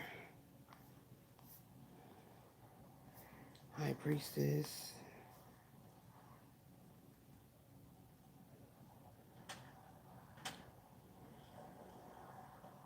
Is that the death card? Yeah, that's the death card.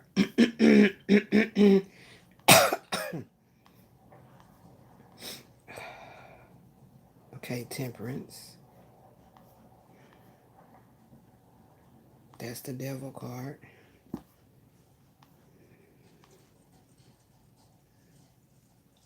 Number 16, the tower. And the star. Wait a minute, I think I found the cards, y'all.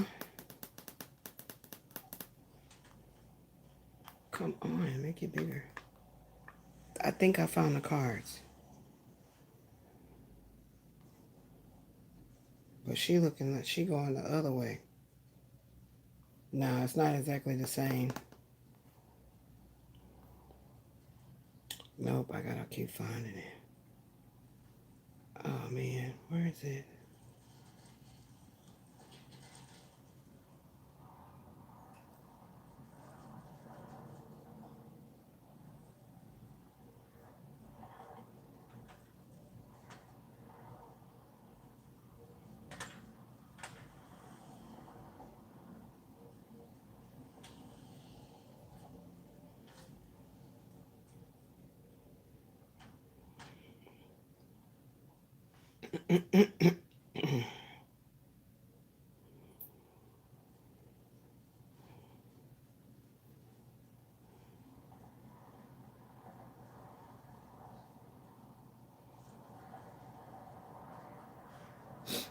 Let's see.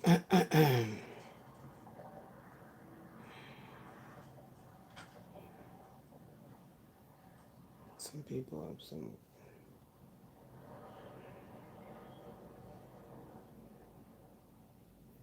Y'all, I got into looking at this tarot deck.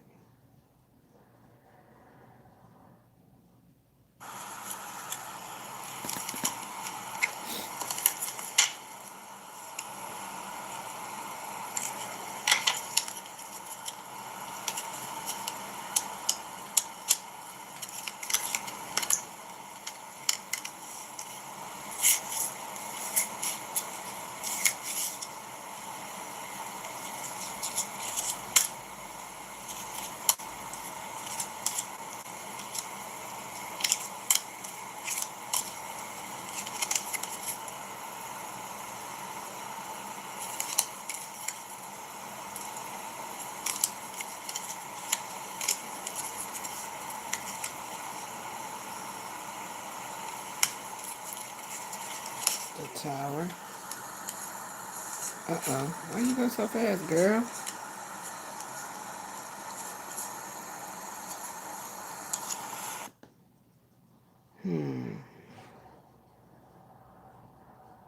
It's not the same cards, but I feel like it can work.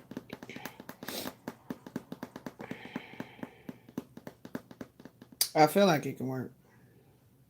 It's not the exact same cards, though.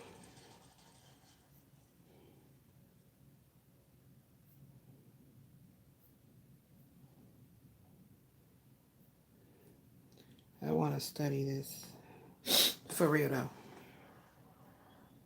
But it could work. In the meantime.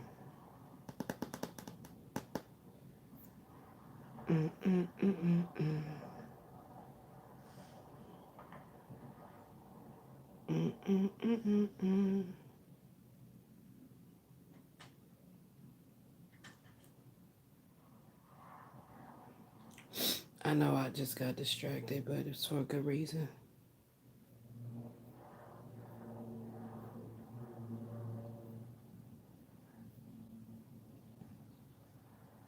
Yes, indeed.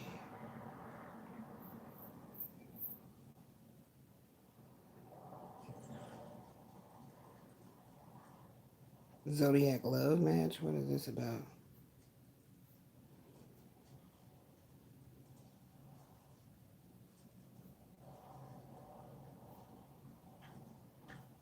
Spill the tea.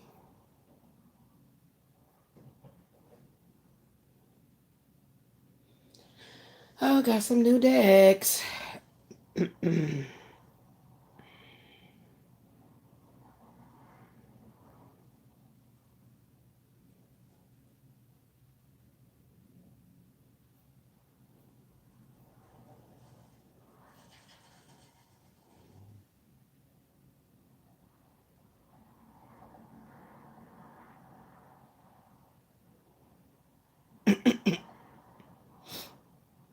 Shit. Damn. Throat itch.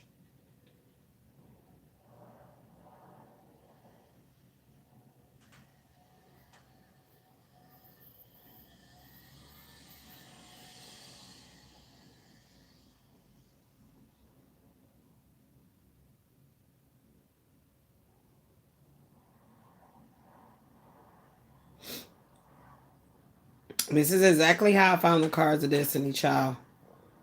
I was looking at Oracle decks.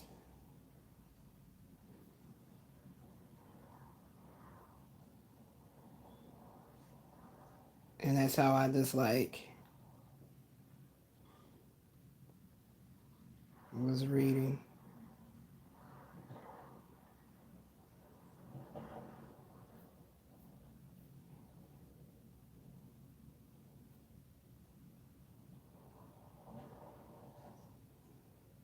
Because like I told you guys, all tarot has like a different energy about it. I come to notice and realize. Ooh! You gotta love her.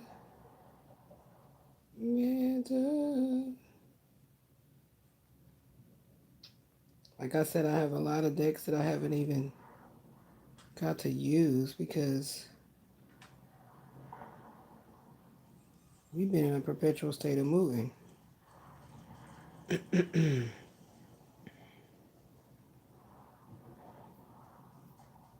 the longest. You don't get bigger? Come on, I can't see those cards.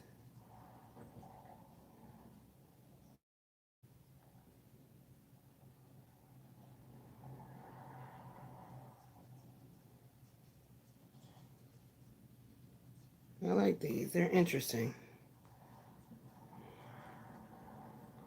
But yeah, I'm going to get that one. I'm going to get that one, guys.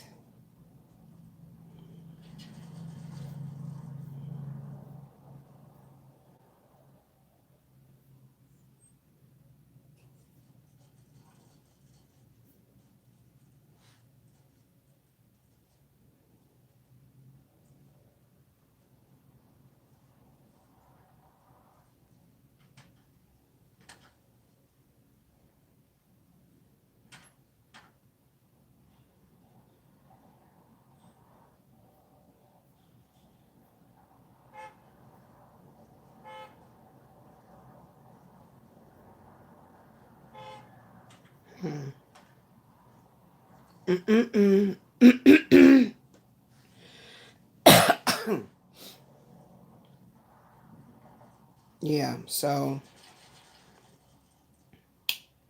I'm going to get these. And hopefully those will help me work with reading deeper into, hopefully.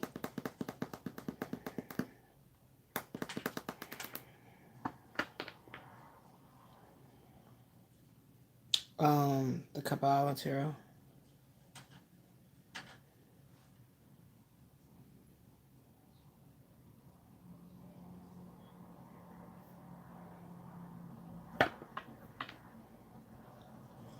Yeah, I already have those. I haven't broke those in too good either.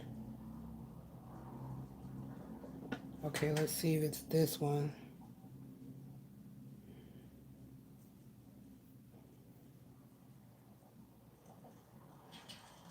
I doubt it.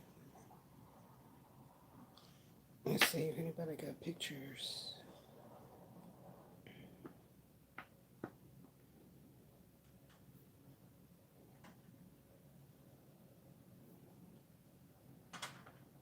No, these are not either. These are more artsy. Oh, God. My freaking sinuses. I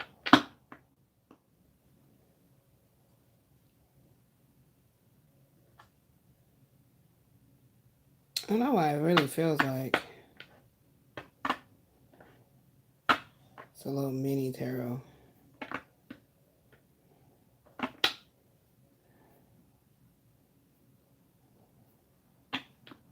I don't want them to be mini like that.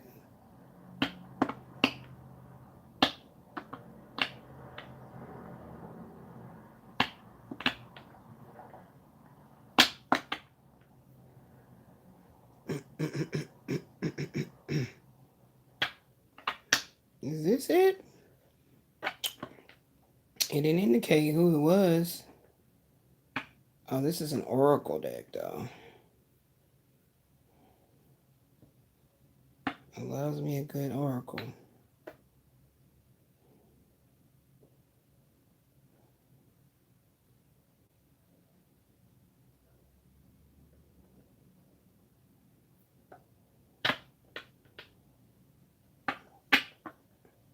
We'll go ahead and add them because he's a very good author as well.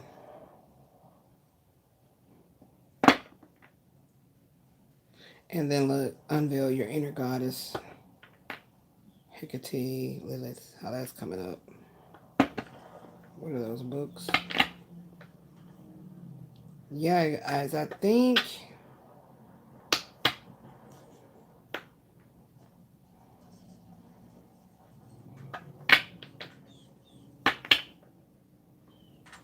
maybe if I just really focus and read, it's going to tell me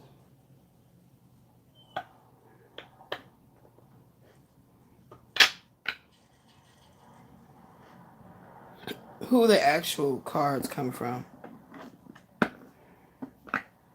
Akashic Oracles, what is this? I wanted something more about the Akashic to go with my Akashic Tarot. Step back, open up, reassess, release. Grounding. Abundance. Resolution, letting it go, soaring, detaching. That might be a really good oracle as well. Let's go ahead and add that. Anyway, I got to shop for some oracles, guys, so must be some money coming in.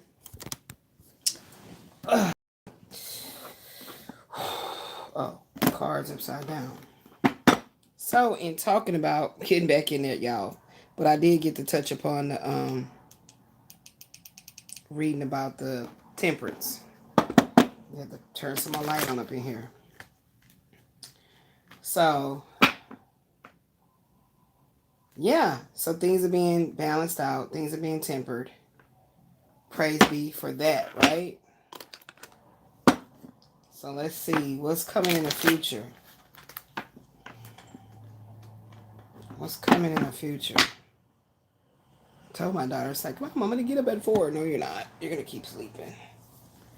And then you're going to be looking crazy later. Because you're going to be up trying to find stuff to do.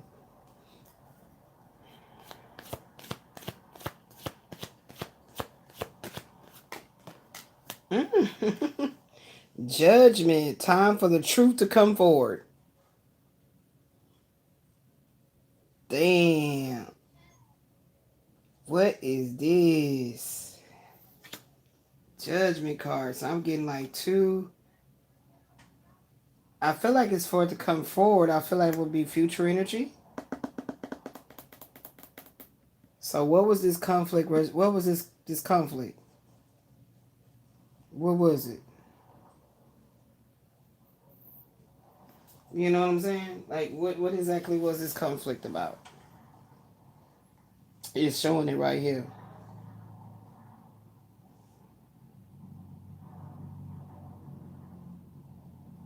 I don't know what this is about. But let's go over here and find the judgment card. So I don't think I found that yet. The moon, the sun, resurrection. Yep, this is the judgment card. They call it the resurrection.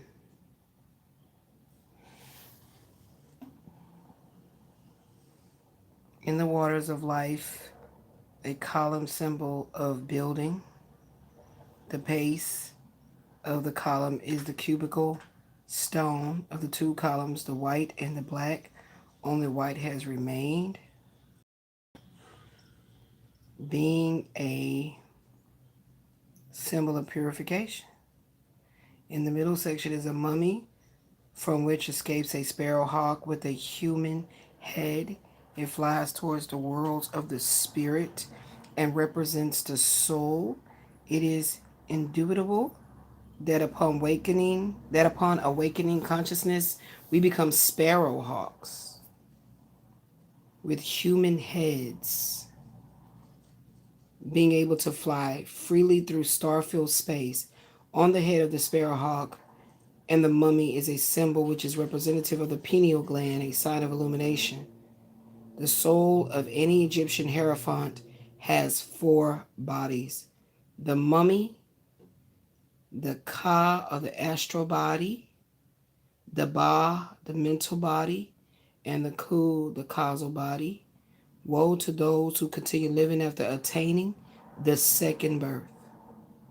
They become, in fact, Hanamosan, or miscarriages of the Divine Mother Kundalini, with a double center of gravity. The esoteric significance of the Arcanum 20, the resurrection. For there to be resurrection, there needs to have previously been death. Where without it, there is no resurrection. So the resurrection. Wow. And then thinking about what the Temperance card was talking about.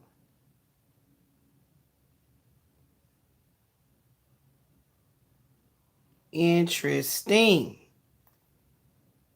Wow. How beautiful it is to die from instant to instant. I've been talking about that. It is only with death that the new comes. We need to die from moment to moment if we truly want to individualize ourselves. The pluralized I excludes all individuality. In no way is it possible to have individuality where multiple entities of I's exist, which argue amongst themselves and give rise to various psychological commitments within us.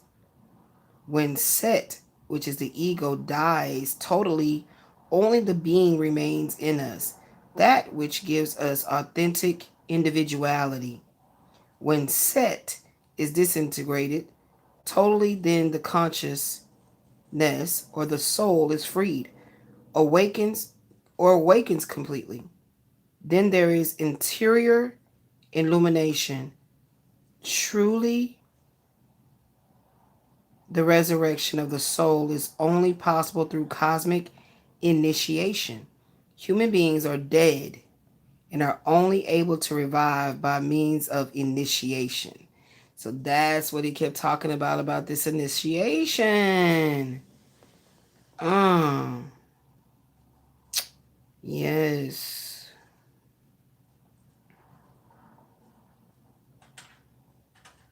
Mm-hmm.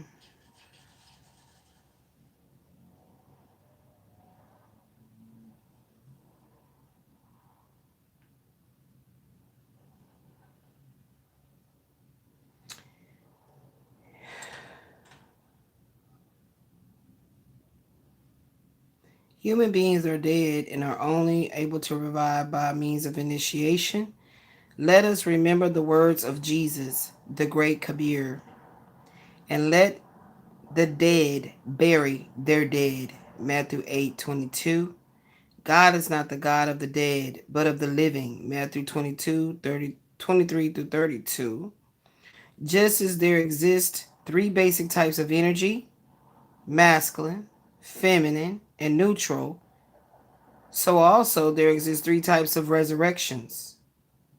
Spiritual resurrection, resurrection with the body of liberation, resurrection with the physical body.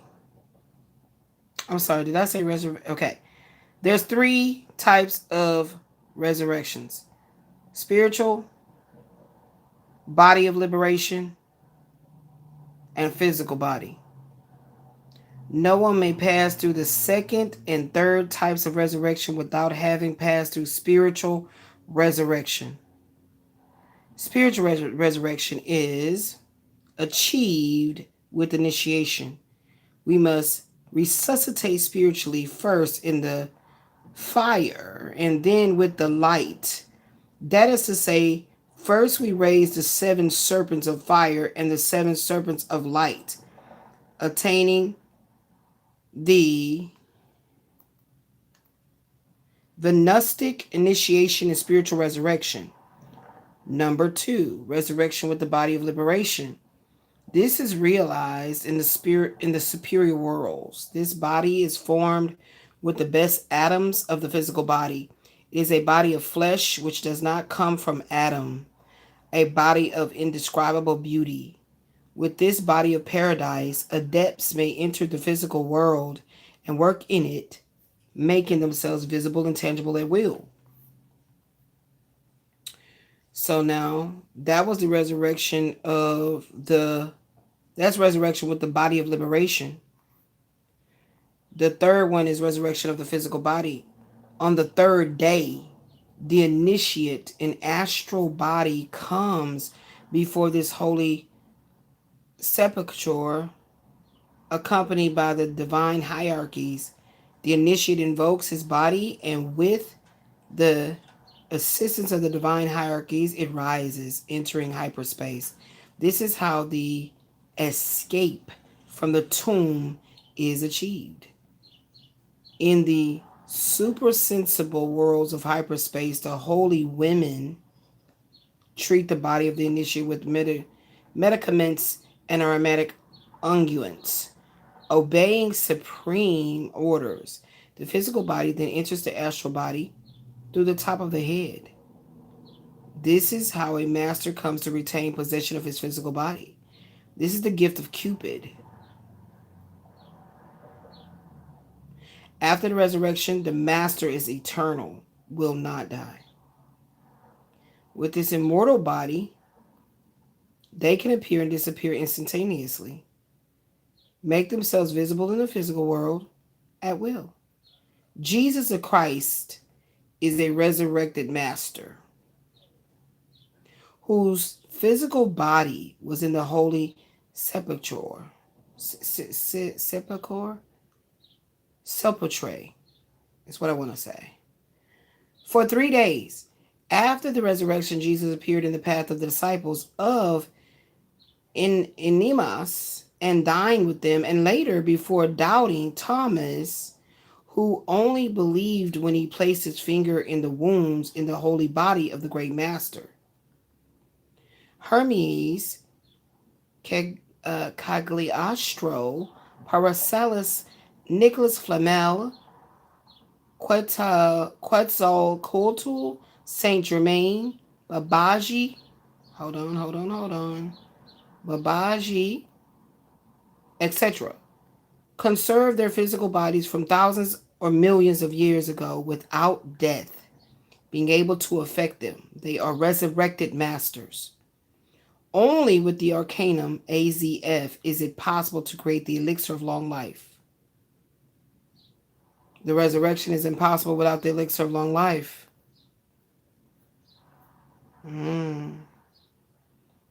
So that was judgment. We just read Temperance and Judgment. So, wow. I read that out loud.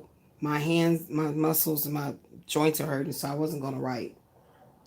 But I would love to see if they're going to tell me about the Five of Swords and the Nine of Cups. So let's look for it.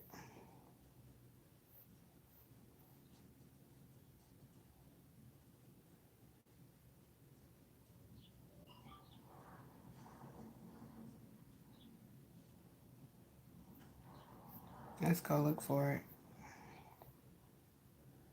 Hopefully Spirit will let me find these exact cards. Because I really, really want them bad, okay?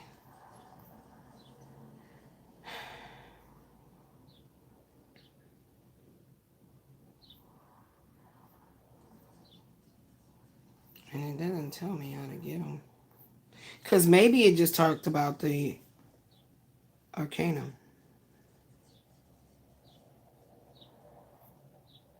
Maybe it just talks about the Arcanum.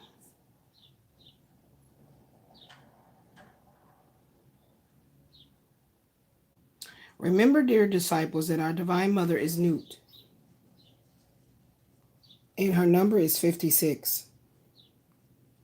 This number breaks down Kabbalistically as follows. 5 plus 6 equals 11. Then 1 plus 1 equals 2. 1 is the Father. 2 is she, Nut, the Divine Mother. Kundalini. We have here the marvel of the number 2. The synthesis. Woman is the Athanor of sexual alchemy. Man left paradise through the gates of Eden. The Eden is the same sex.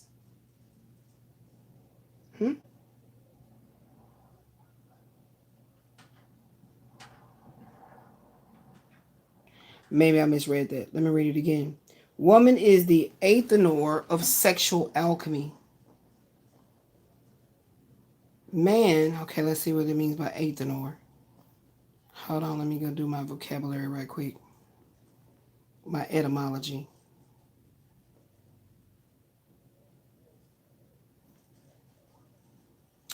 Let me do my etymology.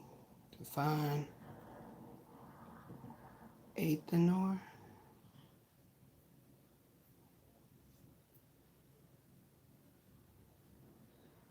Oh, like furnace. Oh, I definitely can relate to that. Furnace. Okay. Furnace, okay. So it says woman. Did I spell that right? Yeah. Woman, so it's basically saying woman is the furnace or the fire of sexual alchemy. The furnace. Man left paradise through these sexual gates. So Eden is paradise, right? That's the vagina. Okay, got it. The door of paradise is sex. Woman is the door. The Kundalini is the sacred fire of the Holy Spirit. Is the Pentecostal fire. Is the igneous serpent. Let's see what the word igneous means. I can get some vocabulary today for my Scrabble. Igneous. Igneous.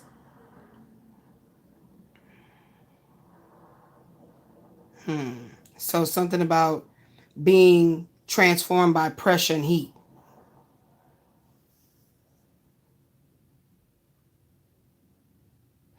So the Kundalini is the sacred fire of the Holy Spirit, is the Pentecostal fire, is the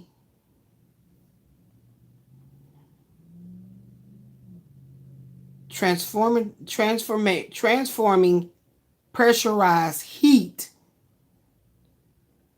serpent of our magical powers. The Kundalini is enclosed with the Muladhara chakra located in the coccyx. The coccyx. The coccyx. The Muladhara chakra. Let me look at that. I don't know if I'm even spelling it right. Where is it at? Muladhara. Mulahd.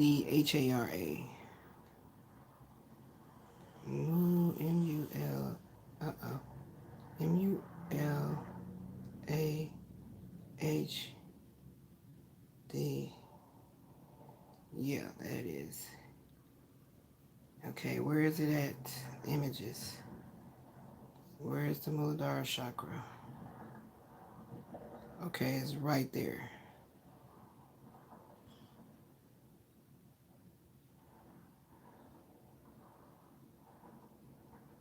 Is that the root? Yeah, makes sense. Adrenal glands. Color is red.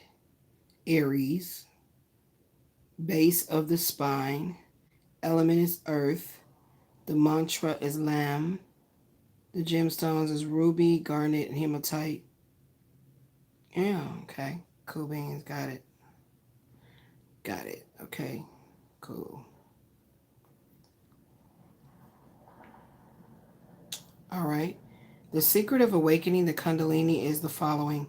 Introduce the viral member in the woman's vagina and withdraw it without spilling the semen. This practice is to be done slowly. Duh. That's when the Tantra is being introduced at that point. The Arcanum AZF, sexual magic, or Mathuna may only be practiced between husband and wife in lawfully established homes. So it's clearly indicating right here why there should not be any fornicating, okay? The practice of the Arcanum must be realized only once a day. If one practices twice in a day, one descends to the negative, violating the recuperative magnetic pause. Wow. Wow. Yes. Child. What was that I was reading? What is the AZF?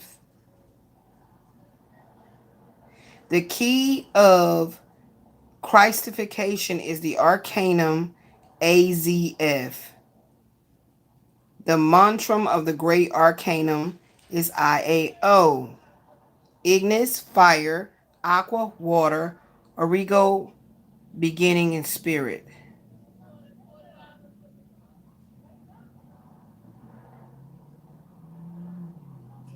To the fiery forge of Vulcan they descended, Mars to retemper his sword and conquer the heart of Venus, Hercules to clean the stables of Aegis with the sacred fire, and Perseus to cut off the head of the Medusa. Child, is all about the codes. All about learning the codes. We need to Christify ourselves. No human being can return to the Father without having been devoured by the serpent. The serpent. No one can be devoured by the serpent without having worked in the fiery forge of Vulcan. Wow.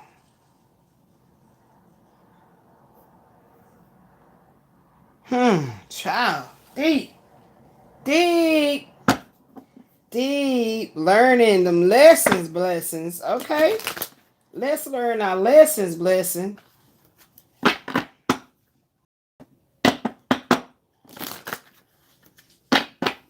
Wow, but it has to not be. Oh my gosh. Wow, this shit is crazy, balls.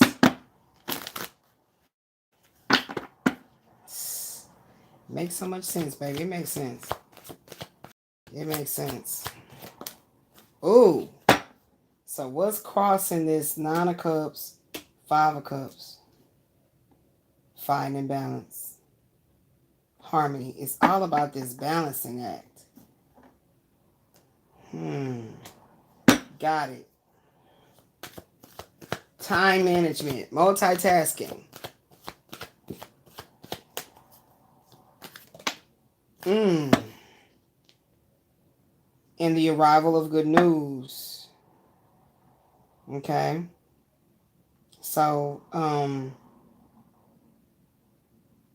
keeping the excitement of creativity as you're managing your time. Okay. Uh-oh. Something's crossing over this balancing. Let's see what it is.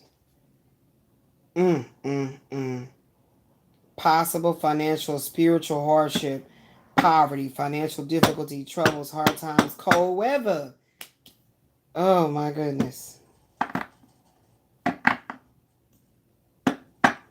I want to find if I can find. How can I get to these fives? I want to learn about these fives, and we got 2 of Wands on the bottom. How do I learn about these fives? Because this right here, I need the book. Can I find the book? I really want the book.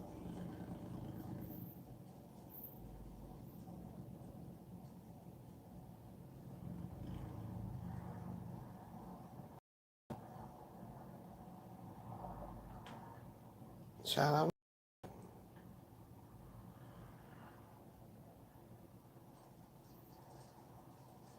Arcanum 5 of the Tarot is the blazing pentagram, the flaming star. The pentagram represents the microcosmos man. From the esoteric point of view, we see that there is a battle between brain and sex. If the sex conquers the brain, the 5-pointed star man falls to the abyss with the feet upward and the head downwards, becomes an entity of darkness. This is the inverted star. This is the goat of Mendez. The he goat of Mendez represents black magic. A human figure with the head pointing downwards and the feet upwards represents, of course, a demon. All magic powers found in the 5-pointed star. The whole science of gnosis is summarized in the blazing star. Many bodhisattvas, human souls of masters, fell like the 5-pointed star, inverted with the upper extremity pointing downwards and the 2 lower points facing upwards. One must have full consciousness of what a bodhisattva is. The superior triad of every immortal spirit of every man is composed of Atman, Buddhi, and Manas. Atman, the being, divine immortal spark, has 2 souls, which in esotericism are called Buddhi or Buddhi and Manas. Buddhi is fundamental principle, feminine spiritual soul, superlative consciousness of the being, and 3, Manas, masculine human soul. The master in himself is Atman, the being, the Buddha, and Manas. When a master comes to the world, he needs to take a body. Atman commands Manas, its human soul, and it appears living in the physical world. That is what is called a bodhisattva, which realizes that which has to carry out. In addition, the Buddha can be placed within, and it does what it must do. The Atman, the Buddha, the world, the Manas. Thus, we have the case of the Master Jehovah, who sent his bodhisattva to Chile. At present, he is a youth doing foolish things, and the Master simply waits for his bodhisattva to mature, so that he may enter him. Jehovah is the regent of the ancient moon, a great master who has intentionally been confused with Jave, the head of the Black Lodge. he who tempted Jesus, offering him all the treasures of this world. Jesus replied, Satan, Satan, thou shalt not tempt the Lord thy God. Have may be represented by the five-pointed star with the feet pointing upwards. A Bahitwa who allows himself to fall becomes a black magician, and if he does not elevate himself, comes to an incarnation which is much harder, more bitter. He suffers terribly. If at the end of various incarnations, each one more difficult, he does not elevate himself, he is sent to the infernal worlds, accused of 3 crimes: having assassinated the Buddha, having dishonored the gods, various other less important offenses. Madame Blavatsky gave a very good explanation of what a Bahitwa is, but her followers have not understood it. In this epoch, the great majority of the Bahitwas are fallen and pass from life to life. We need to be humble to attain wisdom, and afterwards to be even more humble. Bahitwas fall because of sex and elevate themselves through sex. Sex is the philosophical stone. It would be impossible to decapitate the Medusa, the Satan we carry within, without the precious treasure of the philosophical stone. Remember that the Medusa is the damsel of evil, the psychological eye, whose head is covered with hissing snakes. In occult science, it is said that the union of sulfic mercury and sulfic sulfur gives as a result the holy philosophical stone. The ens seminis is the mercury, and the sulfur is the holy fire of love. Apollo and Diana, man and woman, must work in the Magna Obra, decapitating the Medusa, overcoming the tempting serpent, killing the lion of Nemea, taking from the Tartarus the infernal dog, Cancerberus. They must work in the great work, realizing the 12 labors of Hercules.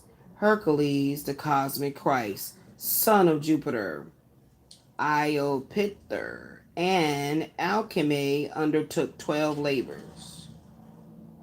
The capture of the lion of Nemea, the force of the instincts and uncontrolled passions, which devastates all and devours all. Destruction. Number 2. The second, destruction of the Hydra of Lerna, which is the psychological defects in the subconsciousness.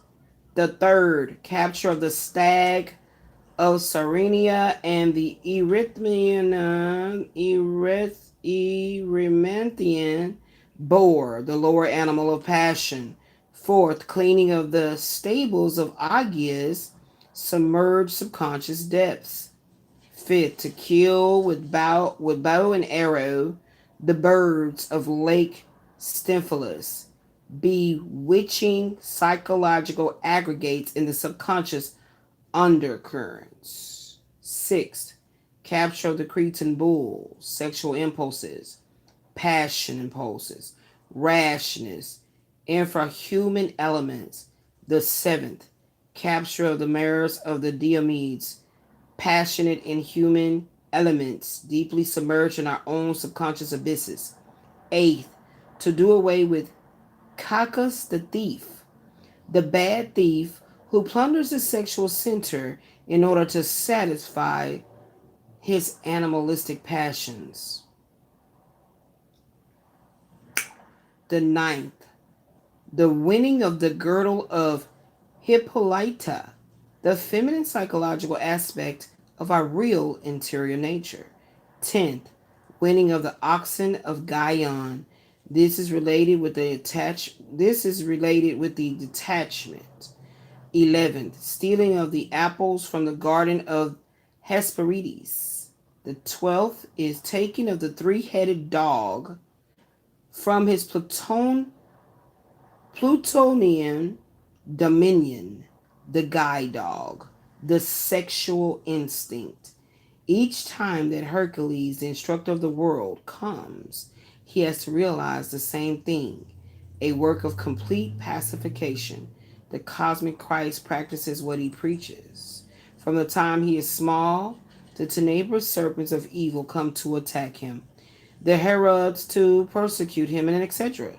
The cosmic Christ does not demand other than what he himself practices. He is the master of all masters, realizes his works of purification, of dissolution of the I, of the ego. Mythology speaks about the efforts of the Cyclones, they who tried to raise the stone to the summit, and the aforementioned stone falls once again. That is, like the effort of the students who spilled the inseminae. Arcanum number 5 is the law. The arcanum represents the karma of the initiate. We must understand that the karma is the final synthesis, serves an auxiliary to live in the flesh of the drama of the passion of our Lord Jesus Christ. It is necessary for people to understand what the Sanskrit word karma actually is.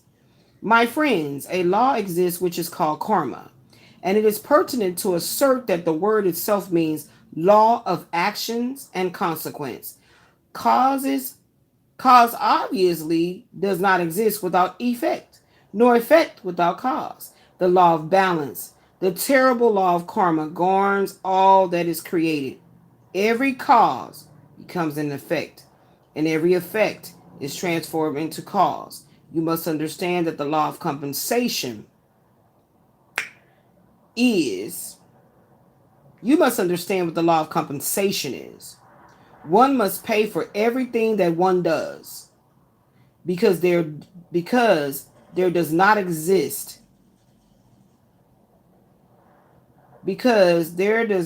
cause without effect, nor effect without cause. We have been given freedom, free will, and we can do as we wish. It is clear, however, that we must answer to God for all of our acts. Any action in our life, good or bad, has its consequences. The law of action and consequence governs the course of our various existences, and each life is a result of the previous one. To completely understand the basis and the modus operandi of the law of karma is indispensable in order to orient the ship of our life through the different levels of life in a positive and edifying manner. Karma is the law of compensation, not of vengeance. There are those who confuse this cosmic law with determinism and even fatalism, to the point of believing that everything that happens to man in life is inexorably determined beforehand. It is true that the actions of a man determine his heredity, education, and his environment. It is also true, however, that man has free will and can change his actions, refine his character, create superior habits, overcome weaknesses, strengthen virtues, and etc. Karma is a medicine which is given for our own good. Unfortunately, instead of people bowing reverently before the external living God, they protest, blasphemy, justify themselves, foolishly excuse themselves, and, as politely, wash their hands. With such protest, the karma is not modified. On the contrary, it becomes harder and more severe. When one comes to this world, one brings one's own destiny. Some are born on a feather bed, others in misfortune. If in our past existence we killed, now they kill us. If we wounded, now we are wounded.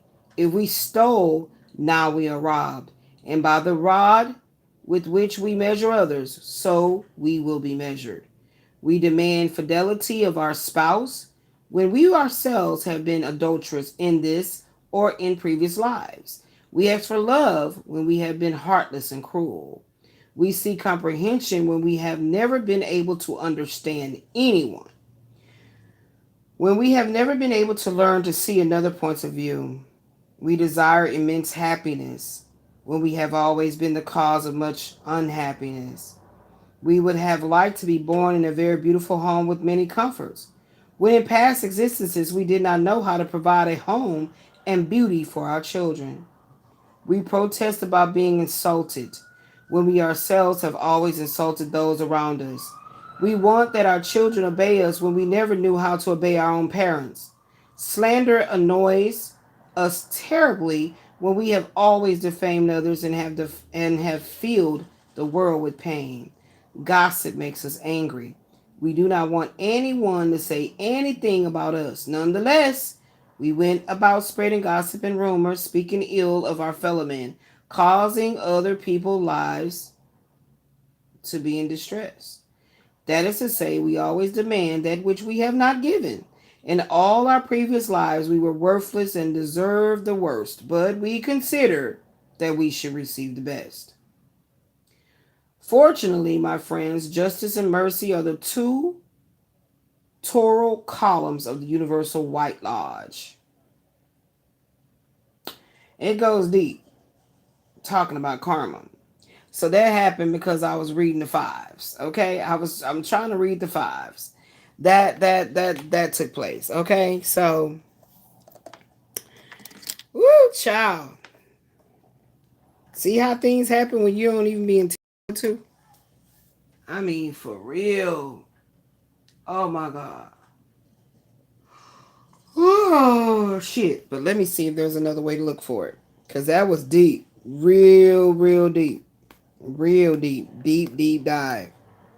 Something I wasn't even trying to do.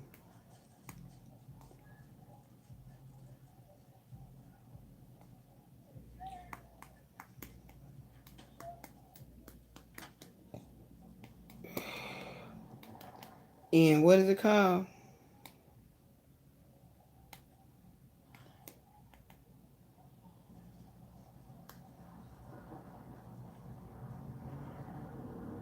All right.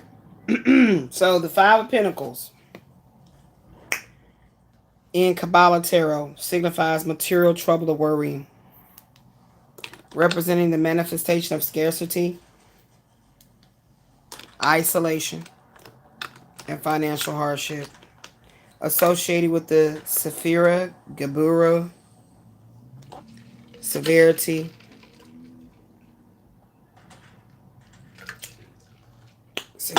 and strength. Sephira Gebura. Okay. In the suit of earth, it illustrates a collapse of stability, forcing a spiritual lesson to seek help and recognize that support is often closer than perceived. Sephira. Key Kabbalistic and tarot aspects. Sephira is the Gebura, the fifth Sephira on the tree of life. This brings energy of limitation, restriction, and necessary destruction of structures to facilitate change. Astrological corresponds to the first decan of Taurus, April 20th through May the 1st, representing the earthiest or most material sign facing scarcity. Thematic meaning, this card indicates a cold period, suggesting financial ruin, poor health, a lack of self-worth. It signifies a mental state of scarcity mindset, where individuals are so focused on their loss, they fail to see the light support right beside them. The lesson. The figures in the image, like the traditional Rider-Waite Smith, are often outside of church, symbolizing that they are neglecting spiritual support in favor of focusing solely on physical lack.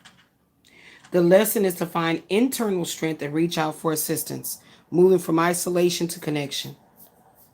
So for me, this is indicative of this whole thing that I do online. It makes sense. You know what I'm saying? Makes sense how this was something I totally didn't want to do. I didn't see how it was going to help anything. So the key advice for the Five of Pentacles energy: seek assistance. Do not try to struggle alone. Reach out to others for support. Shift your perspective. Focus on what you have, not just what you lack, to overcome feelings of abandonment. Embrace change. Accept that this disruption is meant to break down stagnant structures to create something more sustainable. So, even though that was taking me all down the dark road of karma, to be enlightened to the Five of Pentacles in Kabbalah. Okay? So now I want to see what it also said about the Nine of Cups in reverse. So let's see if I can I rewrite it? No, I don't think so. So 9 of Cups in Kabbalah Tarot says, because it's in reverse, so we know how to flip the script. So the Kabbalah Tarot, the 9 of Cups, is widely known as the Wish card or the Lord of Material Happiness, representing the final stages of emotional fulfillment before total completion. So it's about the Sapphire Yasod. So it's about your foundation on the tree of life. In the suit of water cups, this signifies the stabilization of emotional energy after the turbulence of previous cards, returning it to the middle pillar of balance. So I feel like it's still some turbulence in my 9 of Cups. Because it did turn out the other way. It did turn this way. It was like this. So it's my Jupiter in Pisces, okay? And it says, this combines Jupiter expansive benevolent energy with the spiritual depth and compassion of Pisces, resulting in profound emotional spiritual satisfaction. In numerology, it's the number 9. It's signifying the end of a cycle and the culmination of a journey. In Gematria, the number 9. Remember, I was just talking about this in Gematria on the last live. The number 9 is linked to the Hebrew letter Teth, symbolizing concealed good, and the word emet with its truth. Oh, here's the reverse meaning. So being superficial, overindulgence, unfulfilled wishes suggest that while something may look perfect on the surface, a deep emotional connection or purpose is still missing. Okay? Now we have the 5 of Swords. Let's do that one. How do I write this? 9 of Cups. 5 of Cups. No, 5 of Swords. So I guess I can look it up like this, because that was deep. 5 of Swords.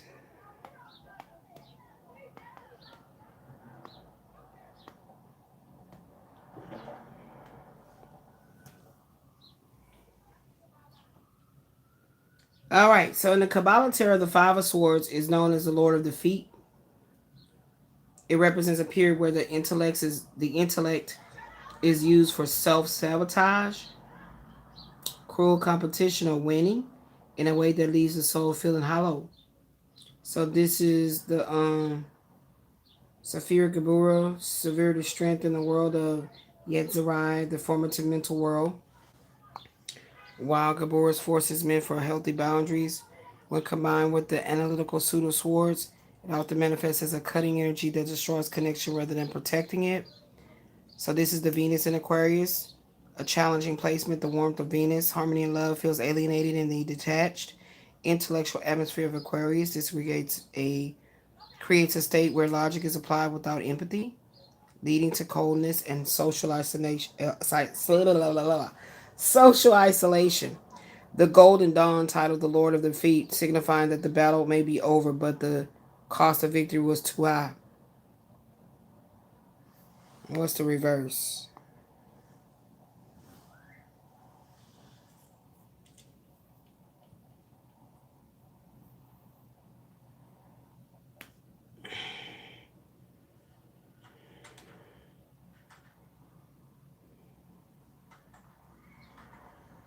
Yeah, so exactly.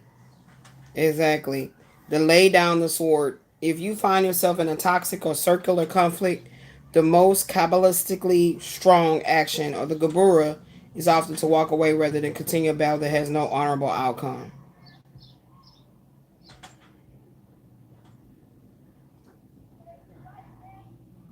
Yeah. Yeah. And it says a proactive follow up. Are you seeing the 5 of Swords as an internal struggle with your own thoughts, or does it reflect a specific external conflict you're navigating? Yeah, I feel it more external because I'm dealing with my shit, right? What is this?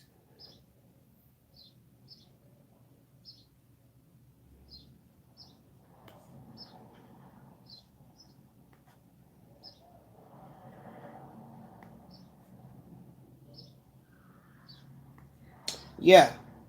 Yep. So we discussed it all that, okay? Well, let me see the Page of Wands.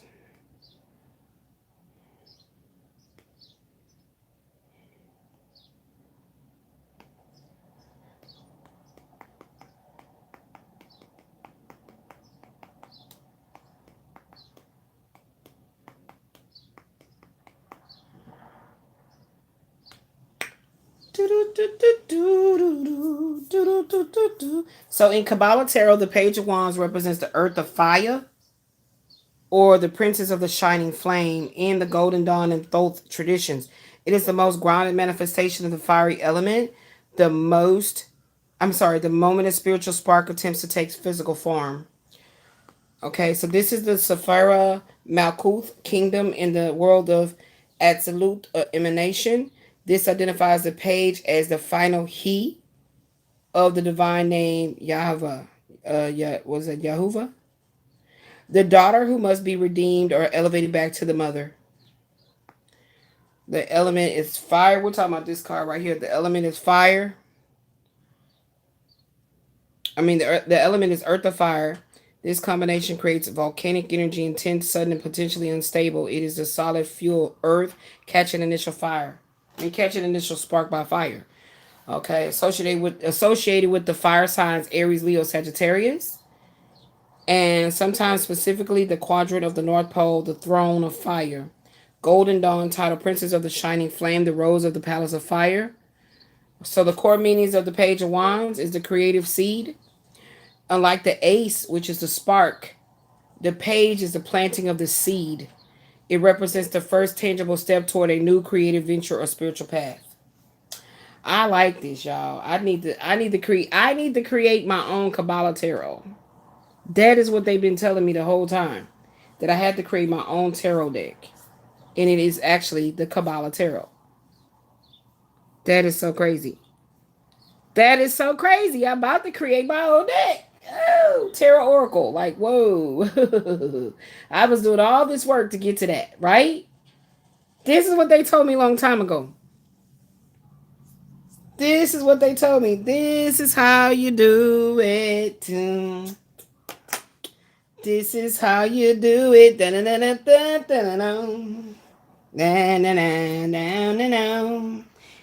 is how you do it. It's Friday night and I feel alright. Well, it's not Friday, it's Sunday. Let me write that down.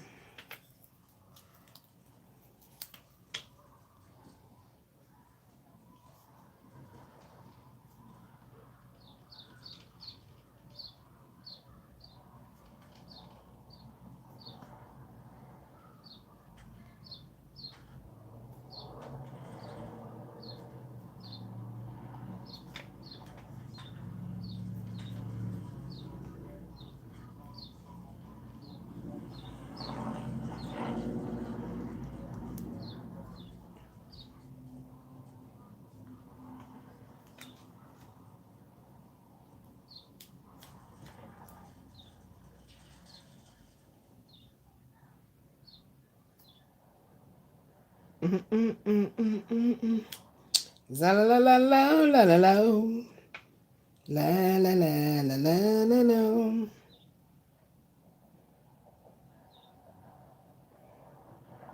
It's Friday night on the west side.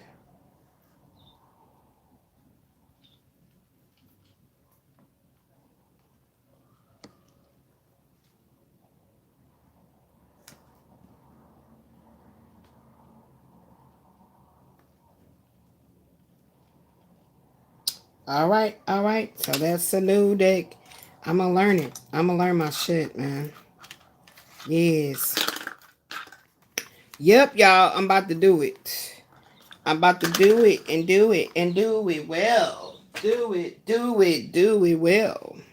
So we're gonna go ahead and get 2 Neptunes before we go. Let's get 2 Neptunes before we go.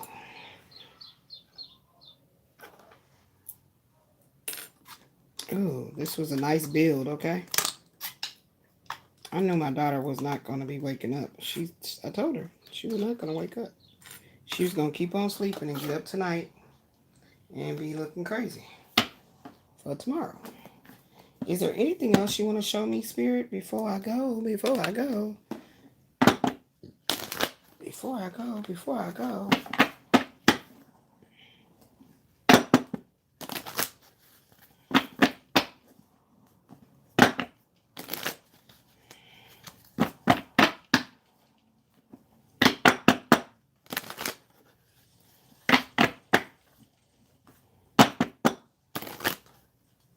I think I'm going to start building upon Neptune.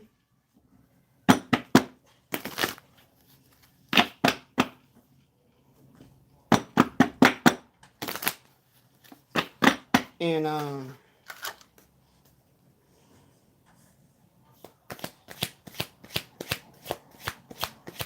building upon Neptune. And then we got Knight of Pentacles. Came out, jumped completely over judgment. Expectations and reward without labor. Entitlement, shortcuts. Yeah, this person, this energy right here is so annoying. So let's type that in. The story keep going.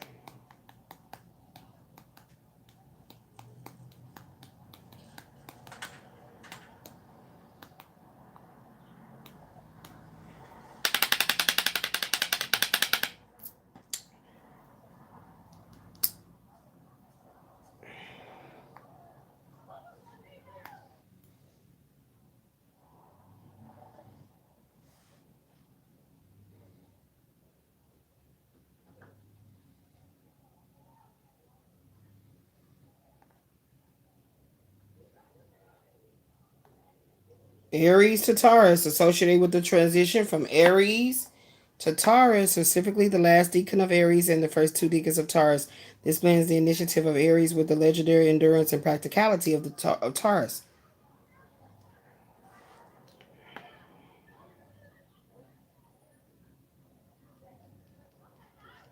This says this card signifies progress that is slow but unstoppable. It's the archetype of the reliable worker, representing someone who achieves success through daily discipline rather than sudden leaps. Unlike the page, who merely plans, the knight is the implementation phase. He represents the hard work, the routine, and the attention to detail required to build a lasting legacy or empire. He's a protector of the material. He is heavily armored, symbolizing his role as a guardian of security and resources. He values stability, tradition, and the tried and true over risky innovations. Okay? So it's about embracing the grind, avoiding stagnation, and grounding your vision. Okay? Uh-huh. Are you currently working on a long-term goal that requires a type of steady endurance, or do you feel like things are at a standstill? So I feel like whatever energy is coming in to keep trying to, like, what the fuck is all that noise outside?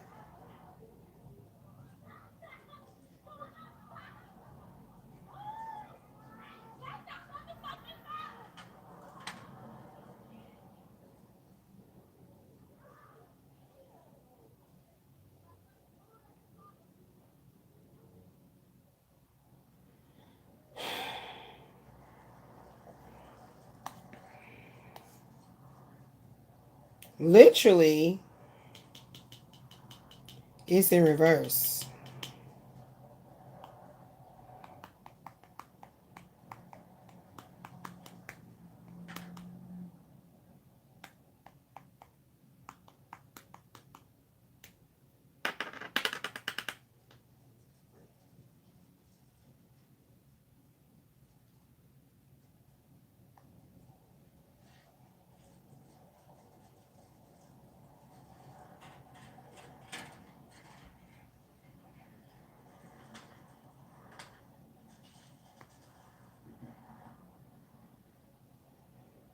Hmm.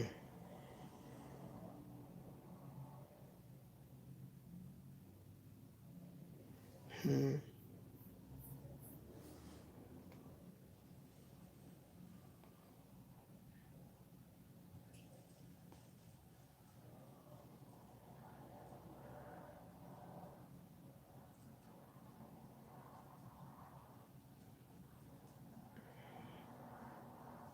Hmm.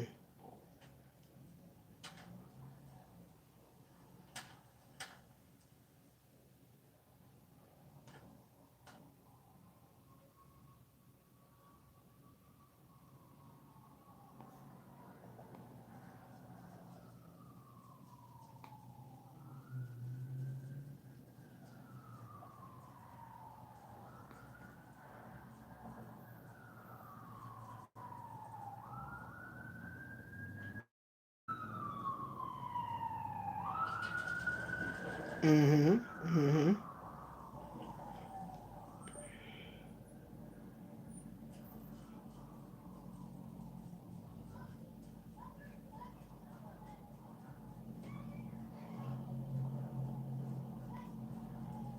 Mm.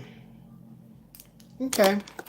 So I like how it gives deeper insight into what's going on with that. It basically just confirmed, that's why I didn't read it out loud, what I was thinking it was meaning. Okay. Queen of Pentacles. So it always says that when you get a card that jumps out and it's going horizontal like that, there's some friction. Okay. There's a tug of war going on. Some resistance for your finances. That was the Queen of Pentacles.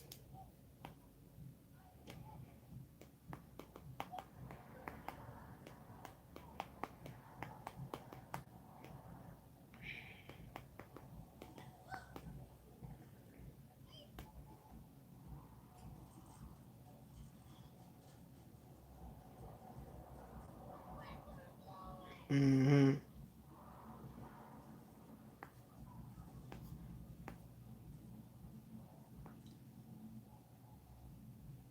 Mm.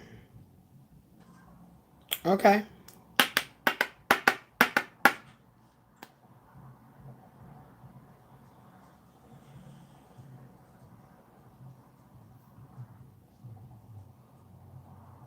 Resting.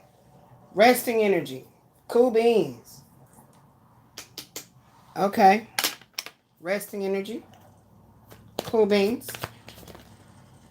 Knight of Cups in the upright. Jump right out. Stayed in my hands. Knight of Cups upright. Crazy. So it's like a Knight of Cups is doing this. Knight of Pentacles is doing that. A Knight of Cups is doing that.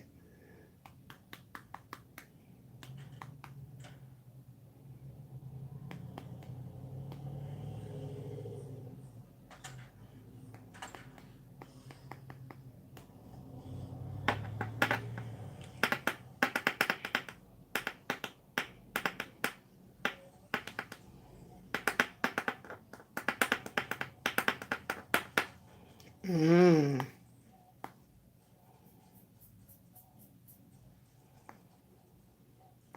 Aquarius to Pisces.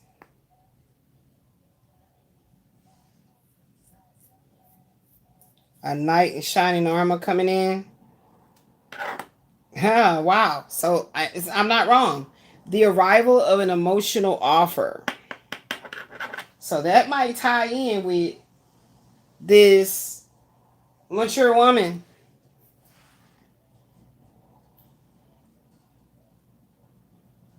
Okay. Cool beans. So what is this Knight of Pentacles in reverse?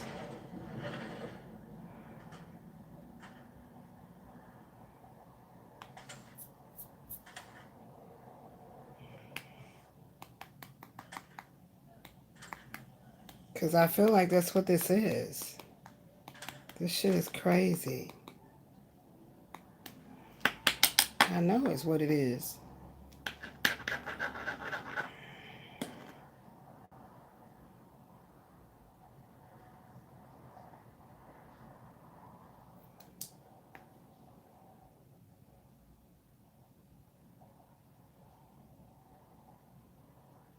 Hmm. Mm, mm, mm, mm, mm, mm.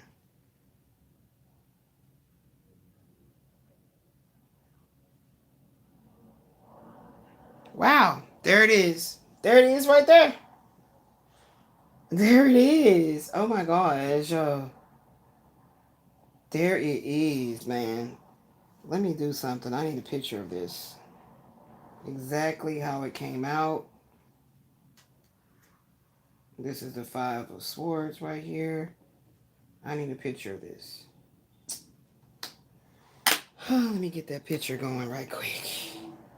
This is crazy, man. This shit is crazy.